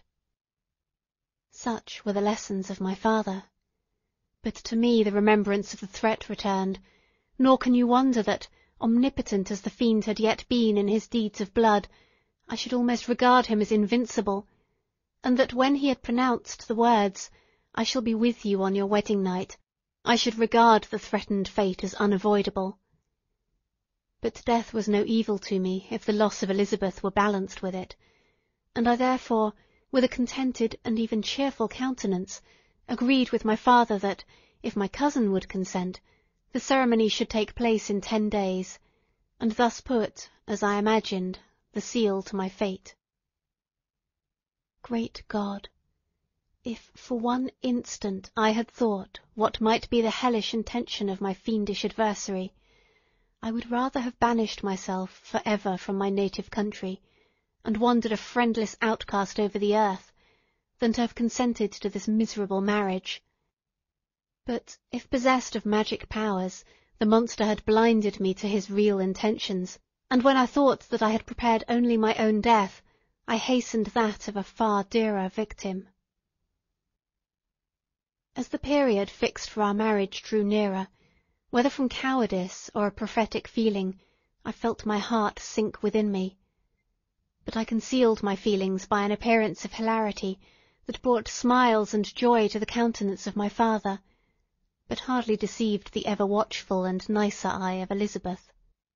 She looked forward to our union with placid contentment, not unmingled with a little fear, which past misfortunes had impressed, that what now appeared certain and tangible happiness might soon dissipate into an airy dream, and leave no trace but deep and everlasting regret. Preparations were made for the event, congratulatory visits were received, and all wore a smiling appearance. I shut up, as well as I could, in my own heart, the anxiety that preyed there, and entered with seeming earnestness into the plans of my father, although they might only serve as the decorations of my tragedy. A house was purchased for us near Cologne, by which we should enjoy the pleasures of the country, and yet be so near Geneva as to see my father every day, who would still reside within the walls, for the benefit of Ernest, that he might follow his studies at the schools. In the meantime I took every precaution to defend my person, in case the fiend should openly attack me.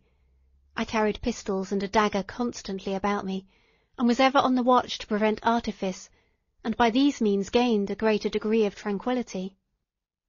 Indeed, as the period approached, the threat appeared more as a delusion, not to be regarded as worthy to disturb my peace, while the happiness I hoped for in my marriage wore a greater appearance of certainty, as the day fixed for its solemnization drew nearer, and I heard it continually spoken of as an occurrence which no accident could possibly prevent. Elizabeth seemed happy. My tranquil demeanour contributed greatly to calm her mind. But on the day that was to fulfil my wishes and my destiny, she was melancholy, and a presentiment of evil pervaded her, and perhaps also she thought of the dreadful secret which I had promised to reveal to her on the following day. My father was in the meantime overjoyed, and in the bustle of preparation only observed in the melancholy of his niece the diffidence of a bride. After the ceremony was performed, a large party assembled at my father's, but it was agreed that Elizabeth and I should pass the afternoon and night at Evian, and return to Cologne the next morning.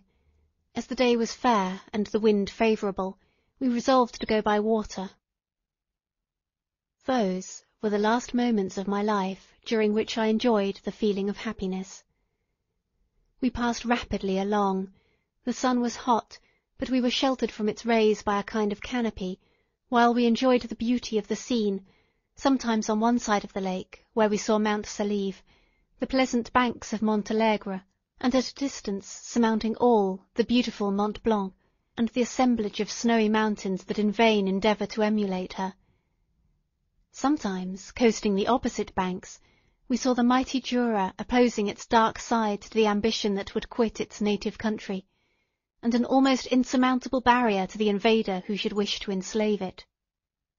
I took the hand of Elizabeth. "You are sorrowful, my love.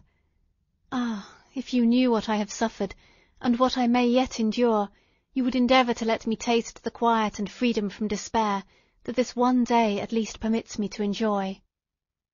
"Be happy, my dear Victor," replied Elizabeth. "There is, I hope, nothing to distress you, and be assured that if a lively joy is not painted in my face, my heart is contented. Something whispers to me not to depend too much on the prospect that is opened before us, but I will not listen to such a sinister voice. Observe how fast we move along, and how the clouds, which sometimes obscure and sometimes rise above the dome of Mont Blanc, render the scene still more interesting. Look also at the innumerable fish that are swimming in the clear waters, where we can distinguish every pebble that lies at the bottom. What a divine day! How happy and serene all nature appears!" Thus Elizabeth endeavoured to divert her thoughts and mine from all reflection upon melancholy subjects. But her temper was fluctuating. Joy for a few instants shone in her eye, but it continually gave place to distraction and reverie. The sun sunk lower in the heavens. We passed the river Drance, and observed its path through the chasms of the higher and the glens of the lower hills. The Alps here come closer to the lake, and we approached the amphitheatre of mountains which forms its eastern boundary. The spire of Evian shone under the woods that surrounded it, and the range of mountain above mountain by which it was overhung. The wind, which had hitherto carried us along with amazing rapidity, sunk at sunset to a light breeze. The soft air just ruffled the water, and caused a pleasant motion among the trees as we approached the shore, from which it wafted the most delightful scent of flowers and hay. The sun sunk beneath the horizon as we landed, and as I touched the shore, I felt those cares and fears revive, which were soon to clasp me and cling to me for ever.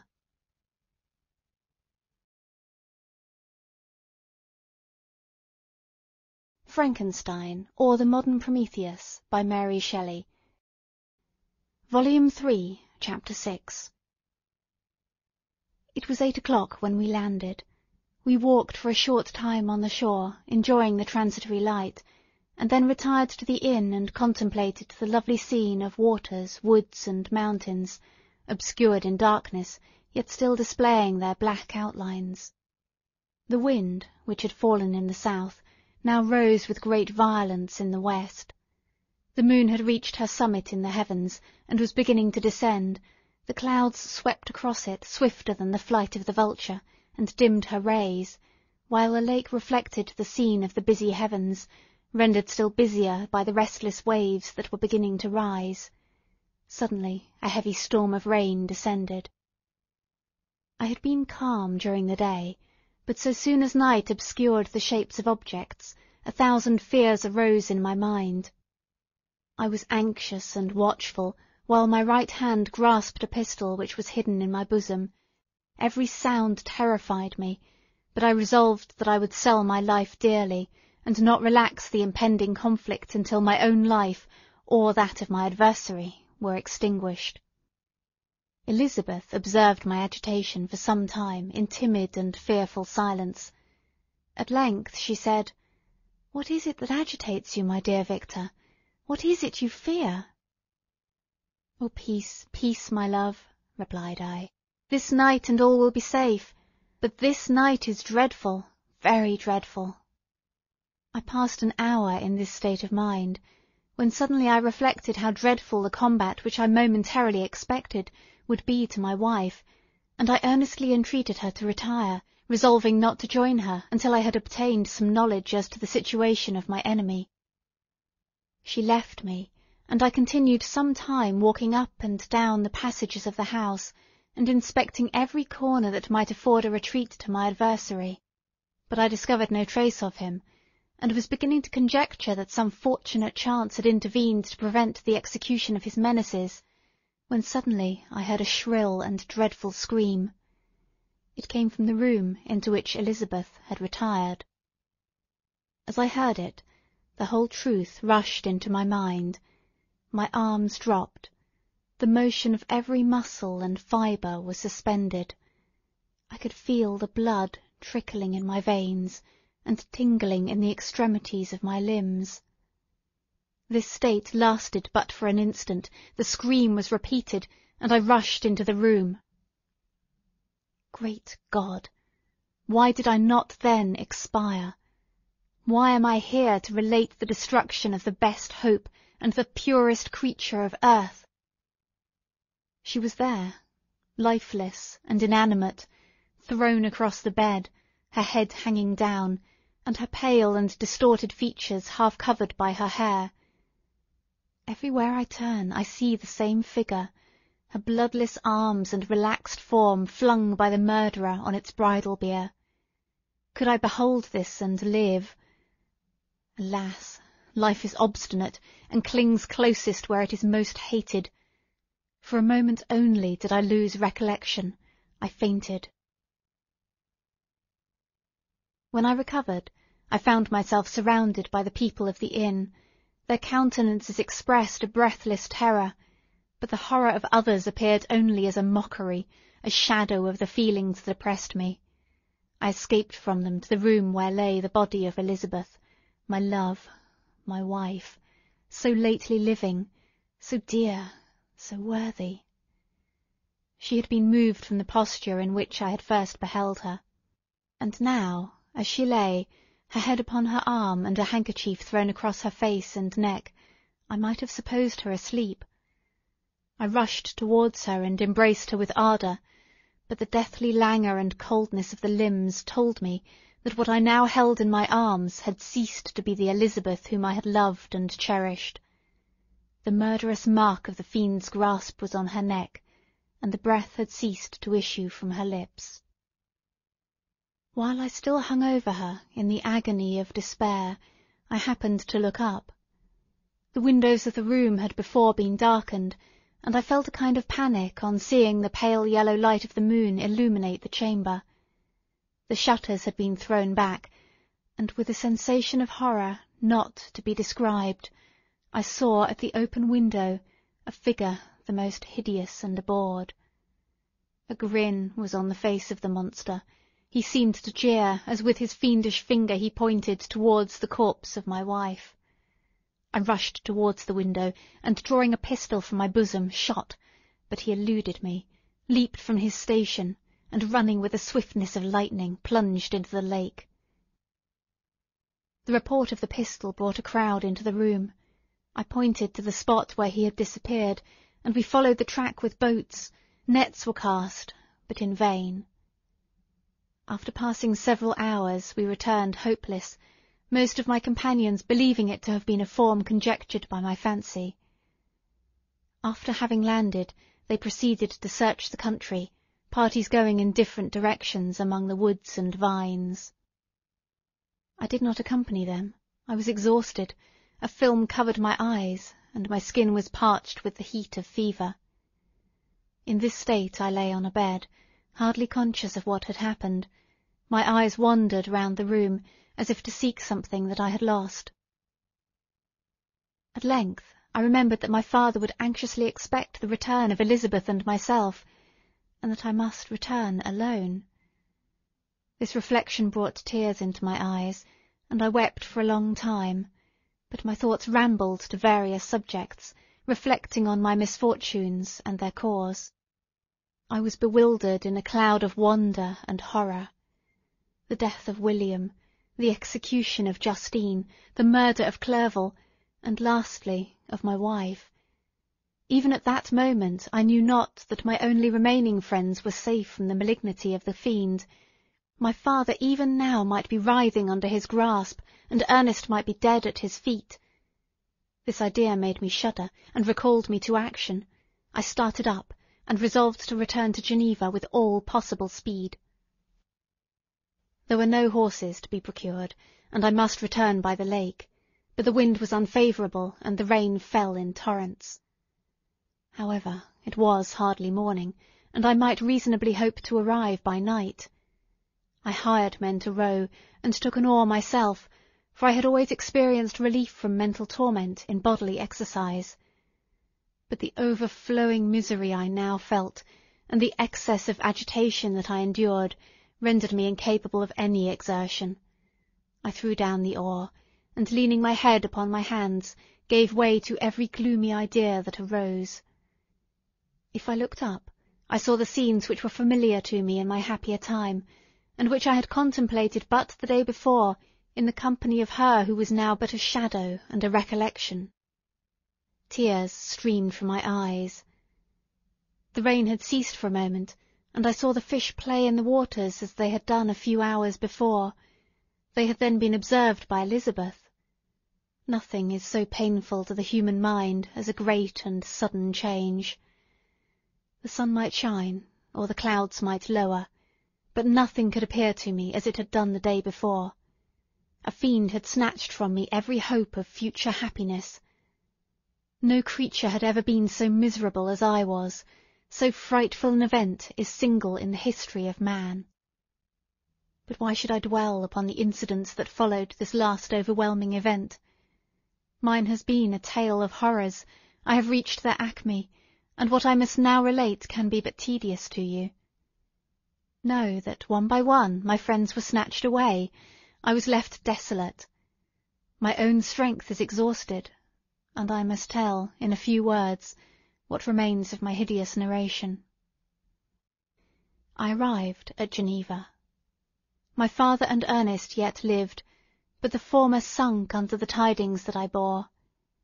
I see him now, excellent and venerable old man. His eyes wandered in vacancy, for they had lost their charm and their delight, his niece, his more than daughter, whom he doted on with all that affection which a man feels who, in the decline of life, having few affections, clings more earnestly to those that remain. Cursed, cursed be the fiend that brought misery on his grey hairs, and doomed him to waste in wretchedness. He could not live under the horrors that were accumulated around him. An apoplectic fit was brought on, and in a few days he died in my arms. What then became of me? I know not. I lost sensation, and chains and darkness were the only objects that pressed upon me. Sometimes, indeed, I dreamt that I wandered in flowery meadows and pleasant vales with the friends of my youth, but awoke and found myself in a dungeon. Melancholy followed, but by degrees I gained a clear conception of my miseries and situation, and was then released from my prison. For they had called me mad, and during many months, as I understood, a solitary cell had been my habitation. But liberty had been a useless gift to me, had I not, as I awakened to reason, at the same time awakened to revenge. As the memory of past misfortunes pressed upon me, I began to reflect on their cause, the monster whom I had created, the miserable demon whom I had sent abroad into the world for my destruction. I was possessed by a maddening rage when I thought of him, and desired and ardently prayed that I might have him within my grasp, to wreak a great and signal revenge on his cursed head. Nor did my hate long confine itself to useless wishes. I began to reflect on the best means of securing him, and for this purpose, about a month after my release, I repaired to a criminal judge in the town, and told him that I had an accusation to make, and that I knew the destroyer of my family, and that I required him to exert his whole authority for the apprehension of the murderer. The magistrate listened to me with attention and kindness. "Be assured, sir," said he, "no pains or exertions on my part shall be spared to discover the villain." "I thank you," replied I. "Listen, therefore, to the deposition that I have to make. It is indeed a tale so strange that I should fear you would not credit it, were there not something in truth which, however wonderful, forces conviction. The story is too connected to be mistaken for a dream, and I have no motive for falsehood." My manner, as I thus addressed him, was impressive but calm. I had formed in my heart a resolution to pursue my destroyer to death, and this purpose quieted my agony, and for an interval reconciled me to life. I now related my history, briefly but with firmness and precision, marking the dates with accuracy, and never deviating into exclamation. The magistrate appeared at first perfectly incredulous, but as I continued he became more attentive and interested. I saw him sometimes shudder with horror. At others a lively surprise, unmingled with disbelief, was painted on his countenance. When I had concluded my narration, I said, "This is the being whom I accuse, and for whose detection and punishment I call upon you to exert your whole power. It is your duty as a magistrate, and I believe and hope that your feelings as a man will not revolt from the execution of those functions on this occasion." This address caused a considerable change in the physiognomy of my auditor. He had heard my story with that half kind of belief that is given to a tale of spirits and supernatural events. But when he was called upon to act officially in consequence, the whole tide of his incredulity returned. He, however, answered mildly, "I would willingly afford you every aid in your pursuit, but the creature of whom you speak appears to have powers which would put all my exertions to defiance. Who can follow an animal which can traverse the sea of ice, and inhabit caves and dens where no man would venture to intrude?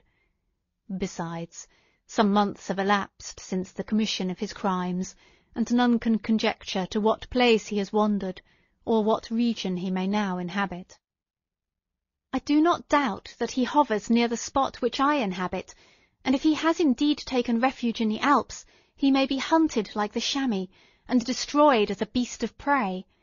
But I perceive your thoughts. You do not credit my narrative, and do not intend to pursue my enemy with the punishment which is his desert."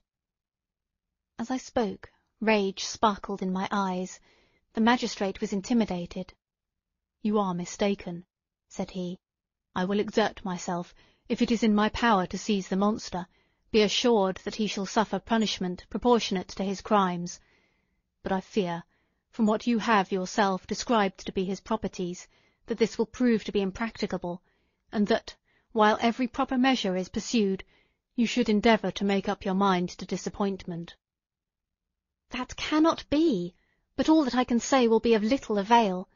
My revenge is of no moment to you, yet, while I allow it to be a vice, I confess that it is the devouring and only passion of my soul. My rage is unspeakable when I reflect that the murderer, whom I have turned loose upon society, still exists. You refuse my just demand. I have but one resource, and I devote myself, either in my life or death, to his destruction." I trembled with excess of agitation as I said this. There was a frenzy in my manner, and something, I doubt not, of that haughty fierceness which the martyrs of old are said to have possessed. But to a Genevan magistrate, whose mind was occupied by far other ideas than those of devotion and heroism, this elevation of mind had much the appearance of madness. He endeavoured to soothe me as a nurse does a child, and reverted to my tale as the effects of delirium. "Man," I cried, "how ignorant art thou in thy pride of wisdom! Cease! You know not what it is you say." I broke from the house angry and disturbed, and retired to meditate on some other mode of action.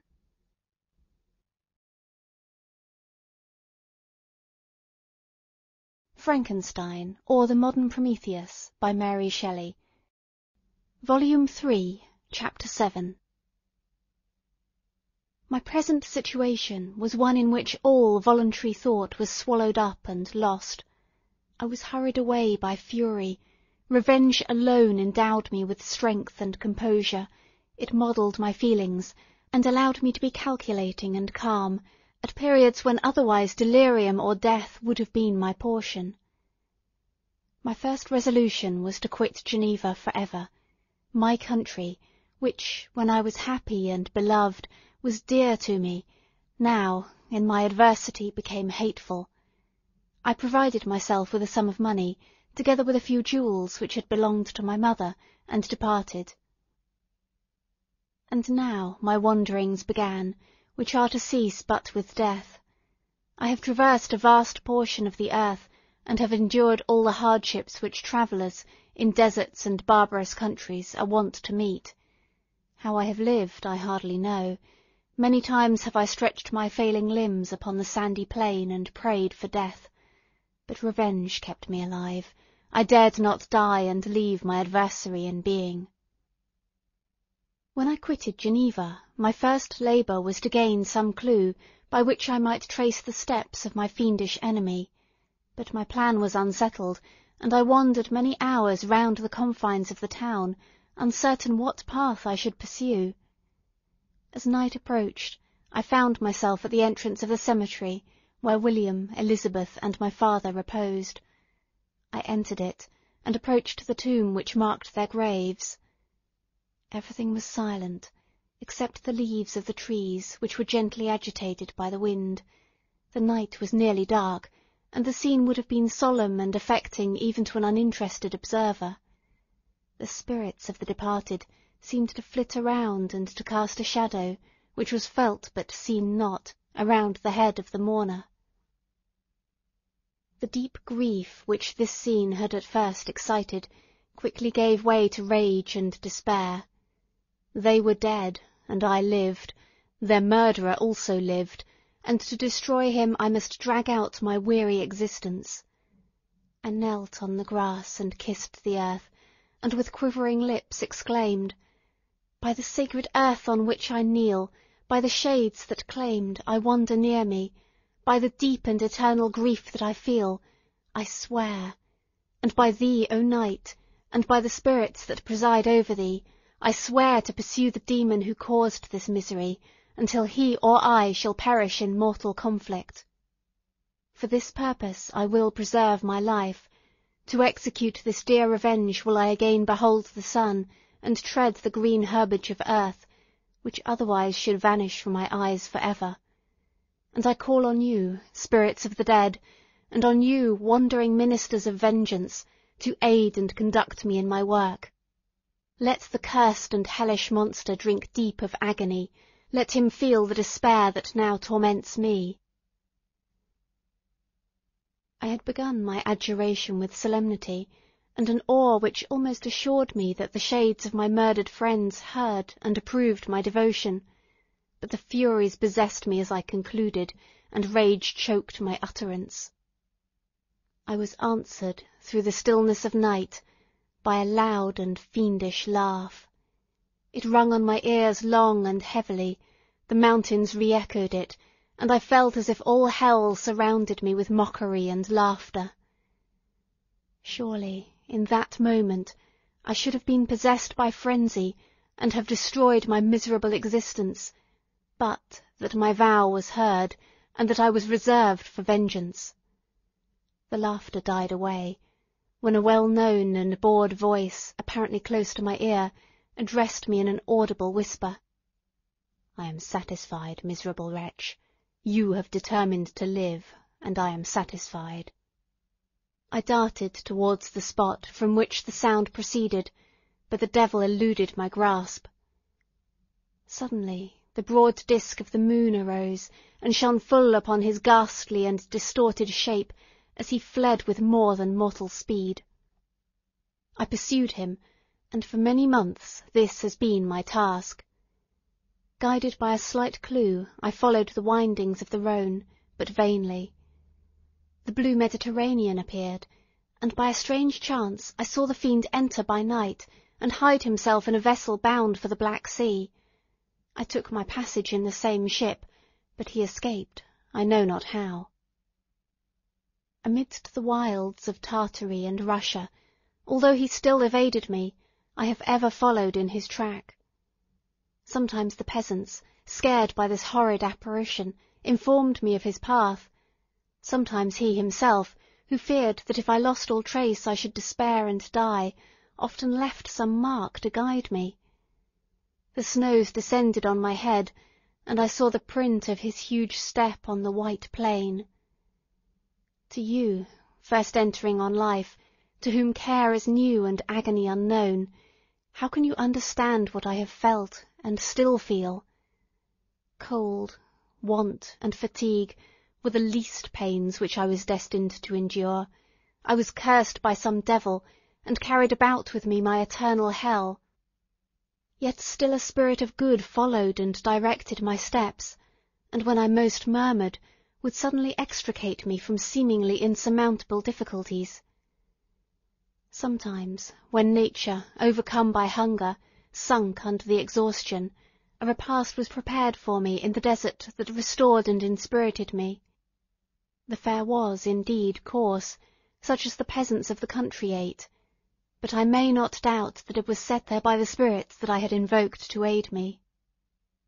Often, when all was dry, the heavens cloudless, and I was parched by thirst, a slight cloud would bedim the sky, shed the few drops that revived me, and vanish. I followed, when I could, the courses of the rivers, but the demon generally avoided these, as it was here that the population of the country chiefly collected. In other places human beings were seldom seen, and I generally subsisted on the wild animals that crossed my path. I had money with me, and gained the friendship of the villagers by distributing it, or bringing with me some food that I had killed, which, after taking a small part, I always presented to those who had provided me with fire and utensils for cooking. My life, as it passed thus, was indeed hateful to me, and it was during sleep alone that I could taste joy. O blessed sleep! Often, when most miserable, I sank to repose, and my dreams lulled me even to rapture. The spirits that guarded me had provided those moments, or rather hours, of happiness, that I might retain strength to fulfil my pilgrimage. Deprived of this respite, I should have sunk under my hardships. During the day I was sustained and inspirited by the hope of night, for in sleep I saw my friends, my wife, and my beloved country. Again I saw the benevolent countenance of my father, heard the silver tones of my Elizabeth's voice, and beheld Clerval enjoying health and youth. Often, when wearied by a toilsome march, I persuaded myself that I was dreaming, until night should come, and that I should then enjoy reality in the arms of my dearest friends. What agonizing fondness did I feel for them! How did I cling to their dear forms, as sometimes they haunted even my waking hours, and persuade myself that they still lived! At such moments, vengeance, that burned within me, died in my heart, and I pursued my path towards the destruction of the demon more as a task enjoined by heaven, as the mechanical impulse of some power of which I was unconscious, than as the ardent desire of my soul. What his feelings were, whom I pursued, I cannot know. Sometimes, indeed, he left marks in writing, on the barks of the trees, or cut in stone, that guided me and instigated my fury. My reign is not yet over. These words were legible in one of these inscriptions. You live, and my power is complete. Follow me. I seek the everlasting ices of the north, where you will feel the misery of cold and frost to which I am impassive. You will find, near this place, if you follow not too tardily, a dead hare. Eat and be refreshed. Come on, enemy. We have yet to wrestle for our lives, but many hard and miserable hours must you endure until that period shall arrive. Scoffing devil! Again do I vow vengeance, again do I devote thee, miserable fiend, to torture and death. Never will I omit my search until he or I perish, and then with what ecstasy shall I join my Elizabeth, and those who even now prepare for me the reward of my tedious toil and horrible pilgrimage. As I still pursued my journey to the northward, the snows thickened and the cold increased in a degree almost too severe to support. The peasants were shut up in their hovels, and only a few of the most hardy ventured forth to seize the animals whom starvation had forced from their hiding-places to seek for prey. The rivers were covered with ice, and no fish could be procured, and thus I was cut off from my chief article of maintenance. The triumph of my enemy increased with the difficulty of my labours. One inscription that he left was in these words: Prepare, your toils only begin, wrap yourself in furs, and provide food, for we shall soon enter upon a journey where your sufferings will satisfy my everlasting hatred. My courage and perseverance were invigorated by these scoffing words.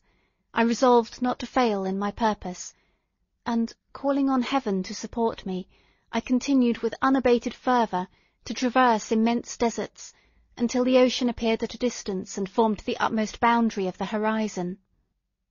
Oh, how unlike it was to the blue seas of the south!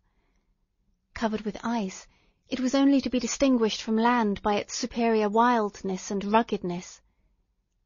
The Greeks wept for joy when they beheld the Mediterranean from the hills of Asia, and hailed with rapture the boundary of their toils.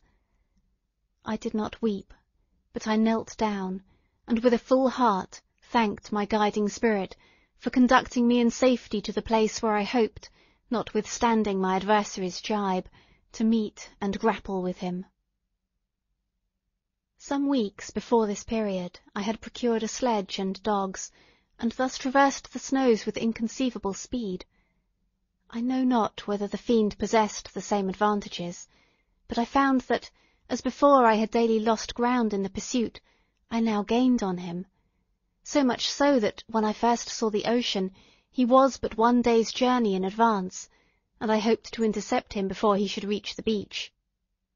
With new courage, therefore, I pressed on, and in 2 days arrived at a wretched hamlet on the seashore. I inquired of the inhabitants concerning the fiend, and gained accurate information. A gigantic monster, they said, had arrived in the night, armed with a gun and many pistols, putting to flight the inhabitants of a solitary cottage through fear of his terrific appearance. He had carried off their store of winter food, and placing it in a sledge, to draw which he had seized on a numerous drove of trained dogs, he had harnessed them, and the same night, to the joy of the horror-struck villagers, had pursued his journey across the sea in a direction that led to no land, and they conjectured that he must be speedily destroyed by the breaking of the ice, or frozen by the eternal frosts. On hearing this information, I suffered a temporary excess of despair. He had escaped me, and I must commence a destructive and almost endless journey across the mountainous ices of the ocean, amidst cold that few of the inhabitants could long endure, and which I, the native of a genial and sunny climate, could not hope to survive. Yet at the idea that the fiend should live, and be triumphant, my rage and vengeance returned, and like a mighty tide overwhelmed every other feeling. After a slight repose, during which the spirits of the dead hovered round and instigated me to toil and revenge, I prepared for my journey. I exchanged my land sledge for one fashioned for the inequalities of the frozen ocean, and purchasing a plentiful stock of provisions, I departed from land. I cannot guess how many days have passed since then, but I have endured misery which nothing but the eternal sentiment of a just retribution burning within my heart could have enabled me to support. Immense and rugged mountains of ice often barred up my passage, and I often heard the thunder of the ground sea, which threatened my destruction. But again the frost came, and made the paths of the sea secure. By the quantity of provision which I had consumed, I should guess that I had passed 3 weeks in this journey, and the continual protraction of hope, returning back upon the heart, often wrung bitter drops of despondency and grief from my eyes. Despair had indeed almost secured her prey, and I should soon have sunk beneath this misery, when once, after the poor animals that carried me had, with incredible toil, gained the summit of a sloping ice mountain, and one, sinking under his fatigue, died, I viewed the expanse before me with anguish, when suddenly my eye caught a dark speck upon the dusky plain. I strained my sight to discover what it could be, and uttered a wild cry of ecstasy when I distinguished a sledge and the distorted proportions of a well-known form within. Oh, with what a burning gush did hope revisit my heart! Warm tears filled my eyes, which I hastily wiped away, that they might not intercept the view I had of the demon. But still my sight was dimmed by the burning drops, until, giving way to the emotions that oppressed me, I wept aloud. But this was not the time for delay. I disencumbered the dogs of their dead companion, gave them a plentiful portion of food, and, after an hour's rest, which was absolutely necessary, and yet which was bitterly irksome to me, I continued my route. The sledge was still visible, nor did I again lose sight of it, except at the moments when, for a short time, some ice rock concealed it with its intervening crags. I indeed perceptibly gained on it, and when, after nearly 2 days' journey, I beheld my enemy at no more than a mile distant, my heart bounded within me. But now, when I appeared almost within grasp of my enemy, my hopes were suddenly extinguished, and I lost all trace of him more utterly than I had ever done before. A ground sea was heard, The thunder of its progress, as the waters rolled and swelled beneath me, became every moment more ominous and terrific. I pressed on, but in vain. The wind arose, the sea roared, and, as with the mighty shock of an earthquake, it split and cracked with a tremendous and overwhelming sound.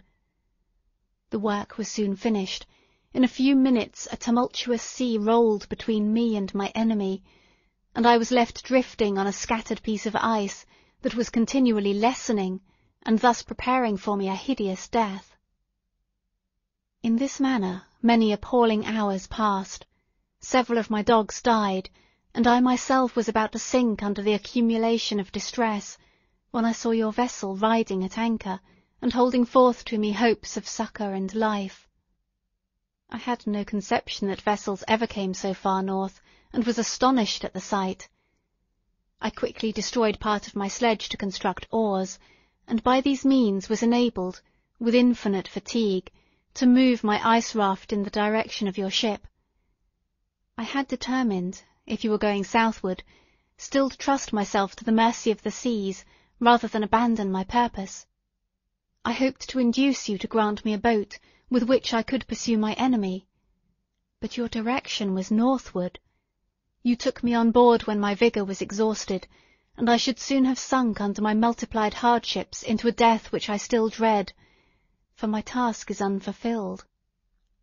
Oh, when will my guiding spirit, in conducting me to the demon, allow me the rest I so much desire? Or must I die, and he yet live?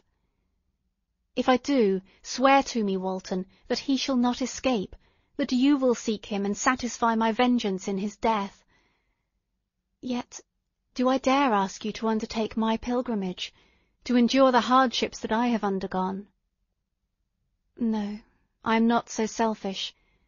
Yet, when I am dead, if he should appear, if the ministers of vengeance should conduct him to you, swear that he shall not live, swear that he shall not triumph over my accumulated woes, and live to make another wretch such as I am.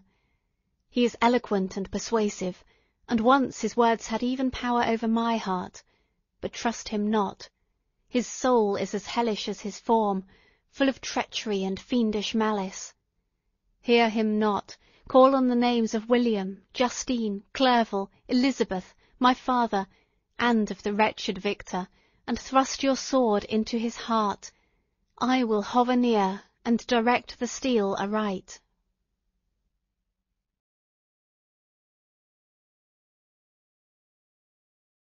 Frankenstein, or the Modern Prometheus, by Mary Shelley. Volume 3. Walton in continuation. August 26th, 17. You have read this strange and terrific story, Margaret, and do you not feel your blood congeal with horror like that which even now curdles mine? Sometimes, seized with sudden agony, he could not continue his tale.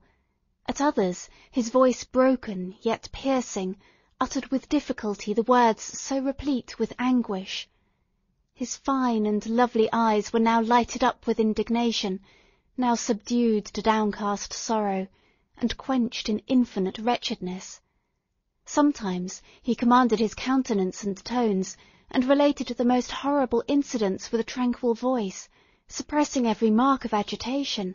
Then, like a volcano bursting forth, his face would suddenly change to an expression of the wildest rage, as he shrieked out imprecations on his persecutor. His tale is connected, and told with an appearance of the simplest truth, yet I own to you that the letters of Felix and Safie, which he showed me, and the apparition of the monster seen from our ship, brought to me a greater conviction of the truth of his narrative than his asseverations, however earnest and connected. Such a monster has then really existence. I cannot doubt it, yet I am lost in surprise and admiration. Sometimes I endeavoured to gain from Frankenstein the particulars of his creature's formation, but on this point he was impenetrable. "Are you mad, my friend?" said he, "or whither does your senseless curiosity lead you? Would you also create for yourself and the world a demoniacal enemy, or to what do your questions tend? Peace, peace, learn my miseries, and do not seek to increase your own. Frankenstein discovered that I made notes concerning his history. He asked to see them, and then himself corrected and augmented them in many places, but principally in giving the life and spirit to the conversations he held with his enemy. "Since you have preserved my narration," said he, "I would not that a mutilated one should go down to posterity." Thus has a week passed away, while I have listened to the strangest tale that ever imagination formed. My thoughts, and every feeling of my soul, have been drunk up by the interest for my guest which this tale, and his own elevated and gentle manners, have created. I wish to soothe him, yet can I counsel one so infinitely miserable, so destitute of every hope of consolation, to live? Oh no, the only joy that he can now know will be when he composes his shattered feelings to peace and death. Yet he enjoys one comfort, the offspring of solitude and delirium. He believes that, when in dreams, he holds converse with his friends, and derives from that communion consolation for his miseries or excitements to his vengeance. They are not the creations of his fancy, but the real beings who visit him from the regions of a remote world. This faith gives a solemnity to his reveries that render them to me almost as imposing and interesting as truth. Our conversations are not always confined to his own history and misfortunes. On every point of general literature he displays unbounded knowledge and a quick and piercing apprehension. His eloquence is forcible and touching, nor can I hear him, when he relates a pathetic incident, or endeavours to move the passions of pity or love, without tears. What a glorious creature must he have been in the days of his prosperity, when he is thus noble and godlike in ruin! He seems to feel his own worth, and the greatness of his fall. "When younger," said he, "I felt as if I were destined for some great enterprise. My feelings are profound, but I possessed a coolness of judgment that fitted me for illustrious achievements. This sentiment of the worth of my nature supported me, when others would have been oppressed, for I deemed it criminal to throw away in useless grief those talents that might be useful to my fellow creatures. When I reflected on the work I had completed, no less a one than the creation of a sensitive and rational animal, I could not rank myself with the herd of common projectors. But this feeling, which supported me in the commencement of my career, now serves only to plunge me lower in the dust. All my speculations and hopes are as nothing, and like the archangel who aspired to omnipotence, I am chained in an eternal hell. My imagination was vivid, yet my powers of analysis and application were intense. By the union of these qualities I conceived the idea and executed the creation of a man. Even now I cannot recollect without passion my reveries while the work was incomplete. I trod heaven in my thoughts, now exulting in my powers, now burning with the idea of their effects. From my infancy I was imbued with high hopes and a lofty ambition. But how I am sunk! Oh, my friend, if you had known me as I once was, you would not recognize me in this state of degradation. Despondency rarely visited my heart, a high destiny seemed to bear on me until I fell, never, never again to rise. Must I then lose this admirable being? I have longed for a friend, I have sought one who would sympathize with and love me. Behold, on these desert seas I have found such a one, but I fear I have gained him only to know his value and lose him. I would reconcile him to life, but he repulses the idea. "I thank you, Walton," he said, "for your kind intentions towards so miserable a wretch, but when you speak of new ties and fresh affections, think you that any can replace those who are gone? Can any man be to me as Clerval was, or any woman another Elizabeth? Even where the affections are not strongly moved by any superior excellence, The companions of our childhood always possess a certain power over our minds which hardly any later friend can obtain. They know our infantile dispositions, which, however they may be afterwards modified, are never eradicated, and they can judge of our actions with more certain conclusions as to the integrity of our motives. A sister or a brother can never, unless indeed such symptoms have been shown early, suspect the other of fraud or false dealing, when another friend, however strongly he may be attached, may, in spite of himself, be invaded with suspicion. But I enjoyed friends, dear not only through habit and association, but from their own merits, and wherever I am, the soothing voice of my Elizabeth and the conversation of Clerval will be ever whispered in my ear. They are dead, and but one feeling in such a solitude can persuade me to preserve my life. If I were engaged in any high undertaking or design, fraught with extensive utility to my fellow creatures, then could I live to fulfil it. But such is not my destiny. I must pursue and destroy the being to whom I gave existence, then my lot on earth will be fulfilled, and I may die. September 2nd. My beloved sister, I write to you encompassed by peril and ignorant whether I am ever doomed to see again dear England and the dearer friends that inhabit it. I am surrounded by mountains of ice which admit of no escape and threaten every moment to crush my vessel. The brave fellows whom I have persuaded to be my companions look towards me for aid, but I have none to bestow. There is something terribly appalling in our situation, yet my courage and hopes do not desert me. We may survive, and if we do not, I will repeat the lessons of Seneca, and die with a good heart. Yet what, Margaret, will be the state of your mind? You will not hear of my destruction, and you will anxiously await my return. Years will pass, and you will have visitings of despair, and yet be tortured by hope.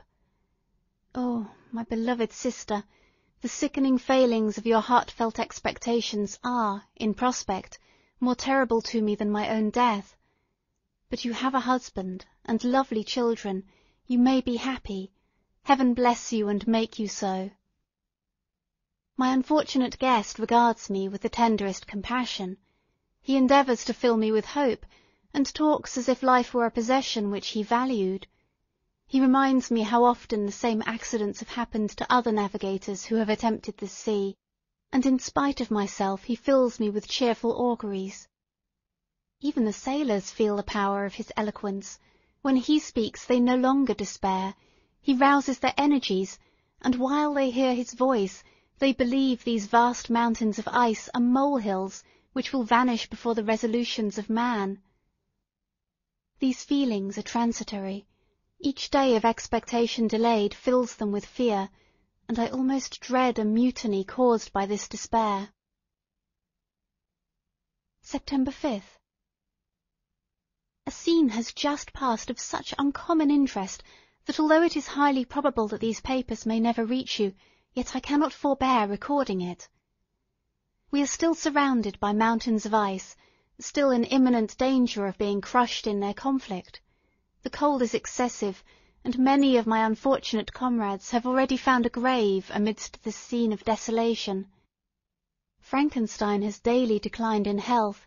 A feverish fire still glimmers in his eyes, but he is exhausted, and when suddenly roused to any exertion, he speedily sinks again into apparent lifelessness. I mentioned in my last letter the fears I entertained of a mutiny. This morning, as I sat watching the wan countenance of my friend, his eyes half closed and his limbs hanging listlessly, I was roused by half a dozen of the sailors who desired admission into the cabin. They entered, and their leader addressed me. He told me that he and his companions had been chosen by the other sailors to come in deputation to me, to make me a demand, which in justice I could not refuse. We were immured in ice, and should probably never escape, but they feared that, if, as was possible, the ice should dissipate, and a free passage be opened, I should be rash enough to continue my voyage, and lead them into fresh dangers after they might happily have surmounted this. They desired, therefore, that I should engage with a solemn promise that if the vessel should be freed, I would instantly direct my course southward. This speech troubled me. I had not despaired, nor had I yet conceived the idea of returning if set free. Yet could I, in justice, or even in possibility, refuse this demand? I hesitated before I answered, when Frankenstein, who had at first been silent, and indeed now appeared hardly to have force enough to attend, now roused himself. His eyes sparkled and his cheeks flushed with momentary vigour. Turning towards the men, he said, "What do you mean? What do you demand of your captain? Are you then so easily turned from your design? Did you not call this a glorious expedition? And wherefore was it glorious? Not because the way was smooth and placid as a southern sea, but because it was full of dangers and terror, because at every new incident your fortitude was to be called forth and your courage exhibited, because danger and death surrounded, and these dangers you were to be brave and overcome. For this was it a glorious, for this was it an honourable undertaking. You were hereafter to be hailed as the benefactors of your species, your names adored as belonging to brave men who encountered death for honour and the benefit of mankind. And now, behold, with the first imagination of danger, or, if you will, the first mighty and terrific trial of your courage, you shrink away, and are content to be handed down as men who had not strength enough to endure cold and peril. And so, poor souls, they were chilly, and returned to their warm firesides. Why, that requires not this preparation. Ye need not have come thus far, and dragged your captain to the shame of a defeat, merely to prove yourselves cowards. Oh, be men, or be more than men. Be steady to your purposes, and firm as a rock. This ice is not made of such stuff as your hearts may be. It is mutable, cannot withstand you, if you say that it shall not. Do not return to your families with the stigma of disgrace marked on your brows. Return as heroes who have fought and conquered, and who know not what it is to turn their backs on the foe." He spoke this with a voice so modulated to the different feelings expressed in his speech, with an eye so full of lofty design and heroism, that can you wonder that these men were moved? They looked at one another, and were unable to reply. I spoke. I told them to retire and consider of what had been said, that I would not lead them further north if they strenuously desired the contrary, but that I hoped that, with reflection, their courage would return. They retired, and I turned towards my friend, but he was sunk in languor and almost deprived of life. How all this will terminate I know not, but I had rather die than return shamefully, my purpose unfulfilled. Yet I fear such will be my fate. The men unsupported by ideas of glory and honour can never willingly continue to endure their present hardships. September 7th. The die is cast. I have consented to return if we are not destroyed. Thus are my hopes blasted by cowardice and indecision. I come back ignorant and disappointed. It requires more philosophy than I possess to bear this injustice with patience. September 12th. It is past. I am returning to England. I have lost my hopes of utility and glory. I have lost my friend. But I will endeavour to detail these bitter circumstances to you, my dear sister, and while I am wafted towards England, and towards you, I will not despond. September 9th, the ice began to move, and roarings like thunder were heard at a distance, as the islands split and cracked in every direction. We were in the most imminent peril, but as we could only remain passive, my chief attention was occupied by my unfortunate guest, whose illness increased in such a degree that he was entirely confined to his bed. The ice cracked behind us, and was driven with force towards the north. A breeze sprung from the west, and on the 11th the passage towards the south became perfectly free. When the sailors saw this, and that their return to their native country was apparently assured, A shout of tumultuous joy broke from them, loud and long continued. Frankenstein, who was dozing, awoke, and asked the cause of the tumult. "They shout," I said, "because they will soon return to England." "Do you then really return?" "Alas, yes! I cannot withstand their demands. I cannot lead them unwillingly to danger, and I must return." "Do so, if you will, but I will not. You may give up your purpose, but mine is assigned to me by Heaven, and I dare not. I am weak, but surely the spirits who assist my vengeance will endow me with sufficient strength." Saying this, he endeavoured to spring from the bed, but the exertion was too great for him. He fell back and fainted.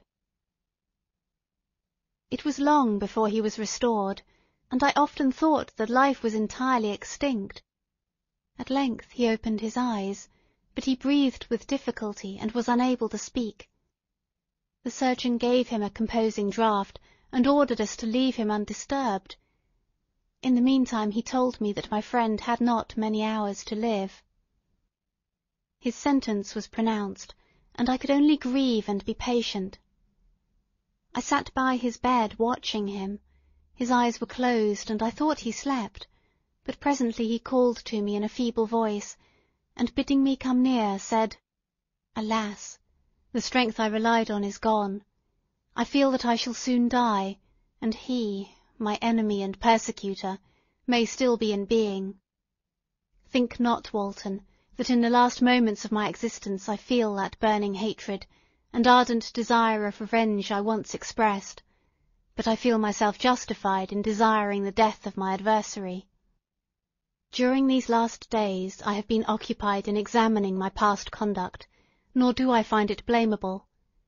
In a fit of enthusiastic madness I created a rational creature, and was bound towards him to assure, as far as was in my power, his happiness and well-being. This was my duty, but there was another still paramount to that. My duties towards my fellow creatures had greater claims to my attention, because they included a greater proportion of happiness or misery. Urged by this view, I refused, and I did right in refusing, to create a companion for the first creature. He showed unparalleled malignity and selfishness in evil. He destroyed my friends. He devoted to destruction beings who possessed exquisite sensations, happiness, and wisdom. Nor do I know where this thirst for vengeance may end. Miserable himself, that he may render no other wretched, he ought to die.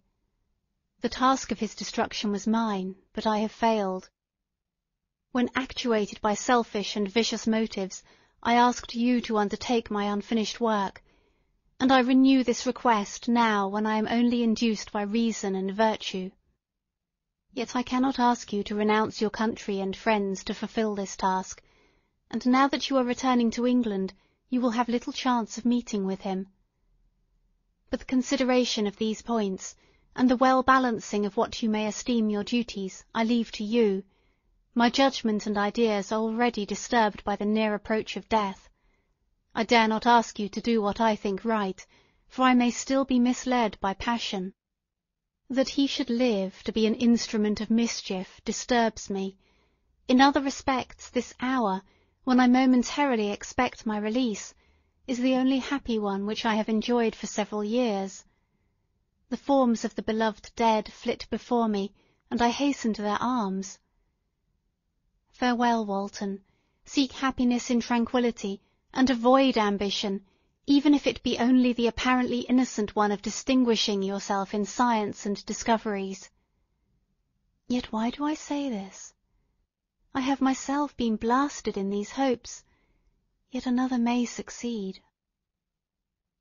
His voice became fainter as he spoke, and at length, exhausted by his effort, he sunk into silence. About half an hour afterwards he attempted again to speak, but was unable.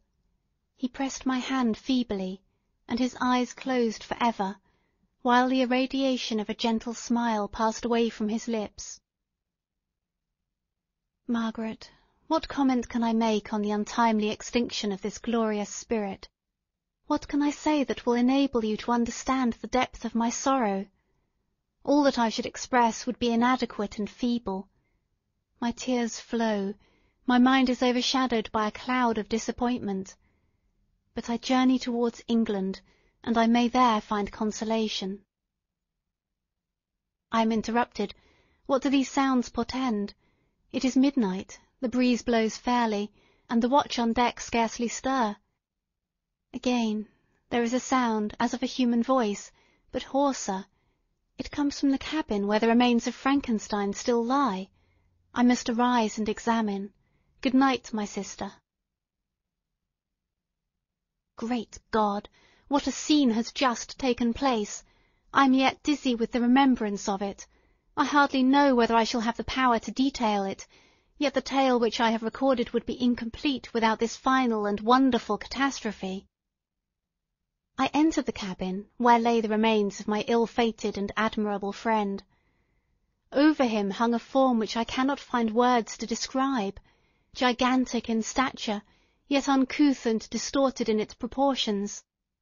As he hung over the coffin, his face was concealed by long locks of ragged hair, but one vast hand was extended, in colour and apparent texture like that of a mummy. When he heard the sound of my approach, he ceased to utter exclamations of grief and horror, and sprung towards the window. Never did I behold a vision so horrible as his face, of such loathsome yet appalling hideousness. I shut my eyes involuntarily, and endeavoured to recollect what were my duties with regard to this destroyer. I called on him to stay. He paused, looking on me with wonder, and again turning towards the lifeless form of his creator, he seemed to forget my presence, and every feature and gesture seemed instigated by the wildest rage of some uncontrollable passion. "That is also my victim," he exclaimed.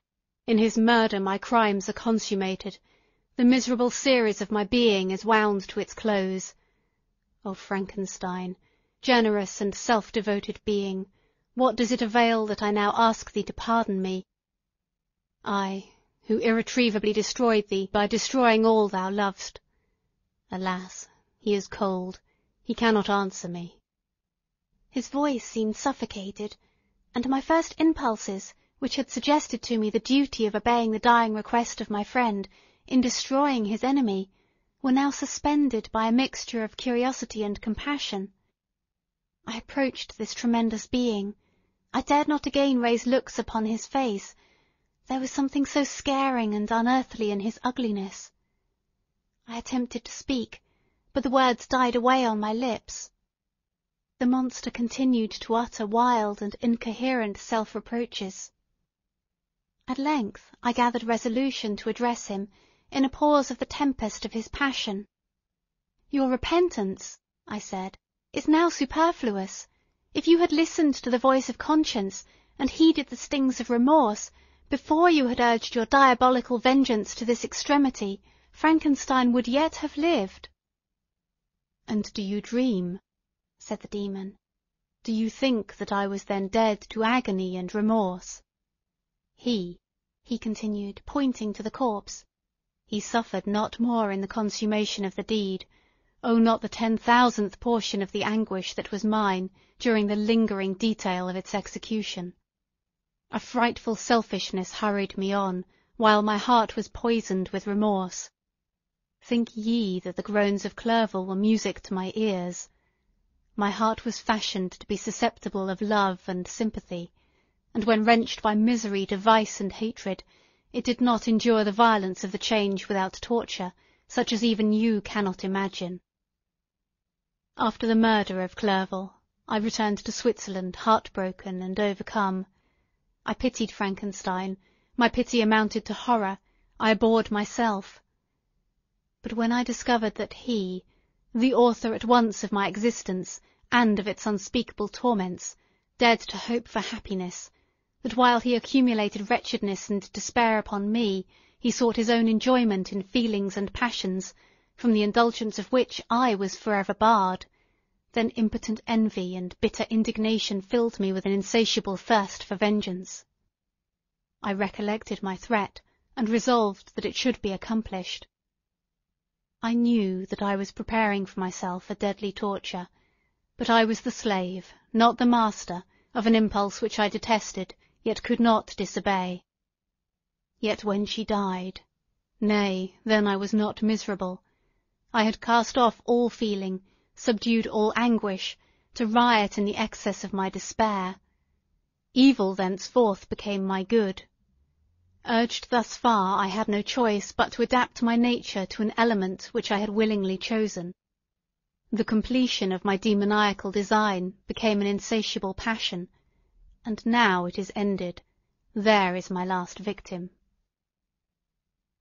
I was at first touched by the expressions of his misery, yet when I called to mind what Frankenstein had said of his powers of eloquence and persuasion, and when I again cast my eyes on the lifeless form of my friend, indignation was rekindled within me.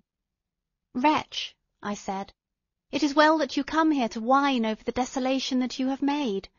You throw a torch into a pile of buildings, and when they are consumed you sit among the ruins and lament the fall. Hypocritical fiend! If he whom you mourn still lived, still would he be the object, again would he become the prey, of your accursed vengeance.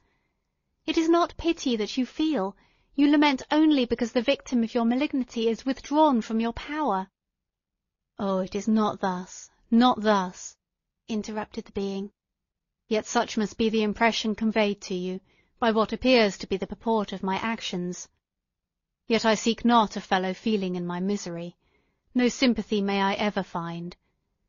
When I first sought it, it was the love of virtue, the feelings of happiness and affection with which my whole being overflowed, that I wished to be participated. But now that virtue has become to me a shadow, and that happiness and affection are turned into bitter and loathing despair. In what shall I seek for sympathy? I am content to suffer alone, while my sufferings shall endure. When I die, I am well satisfied that abhorrence and opprobrium should load my memory.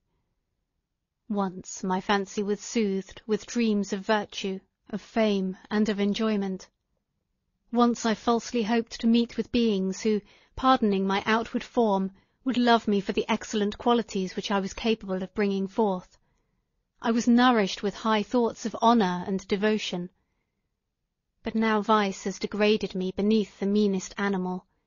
No crime, no mischief, no malignity, no misery can be found comparable to mine. When I call over the frightful catalogue of my deeds, I cannot believe that I am he whose thoughts were once filled with sublime and transcendent visions of the beauty and the majesty of goodness. But it is even so. The fallen angel becomes a malignant devil. Yet even that enemy of God and man had friends and associates in his desolation. I am alone. You, who call Frankenstein your friend, seem to have a knowledge of my crimes and his misfortunes. But in the detail which he gave you of them, he could not sum up the hours and months of misery which I endured, wasting in impotent passions. For whilst I destroyed his hopes, I did not satisfy my own desires. They were for ever ardent and craving, still I desired love and fellowship, and I was still spurned. Was there no injustice in this? Am I to be thought the only criminal when all humankind sinned against me? Why do you not hate Felix, who drove his friend from his door with contumely? Why do you not execrate the rustic who sought to destroy the saviour of his child? Nay, these are virtuous and immaculate beings. I, the miserable and abandoned, am an abortion, to be spurned and kicked at and trampled on. Even now my blood boils at the recollection of this injustice. But it is true that I am a wretch. I have murdered the lovely and the helpless. I have strangled the innocent as they slept, and grasped to death his throat who never injured me or any other living being. I have devoted my Creator, the select specimen of all that is worthy of love and admiration among men, to misery. I have pursued him to even that irremediable ruin. There he lies, white and cold in death. You hate me, but your abhorrence cannot equal that with which I regard myself. I look on the hands which executed the deed, think on the heart in which the imagination of it was conceived, and long for the moment when they will meet my eyes, when it will haunt my thoughts no more. Fear not that I shall be the instrument of future mischief. My work is nearly complete.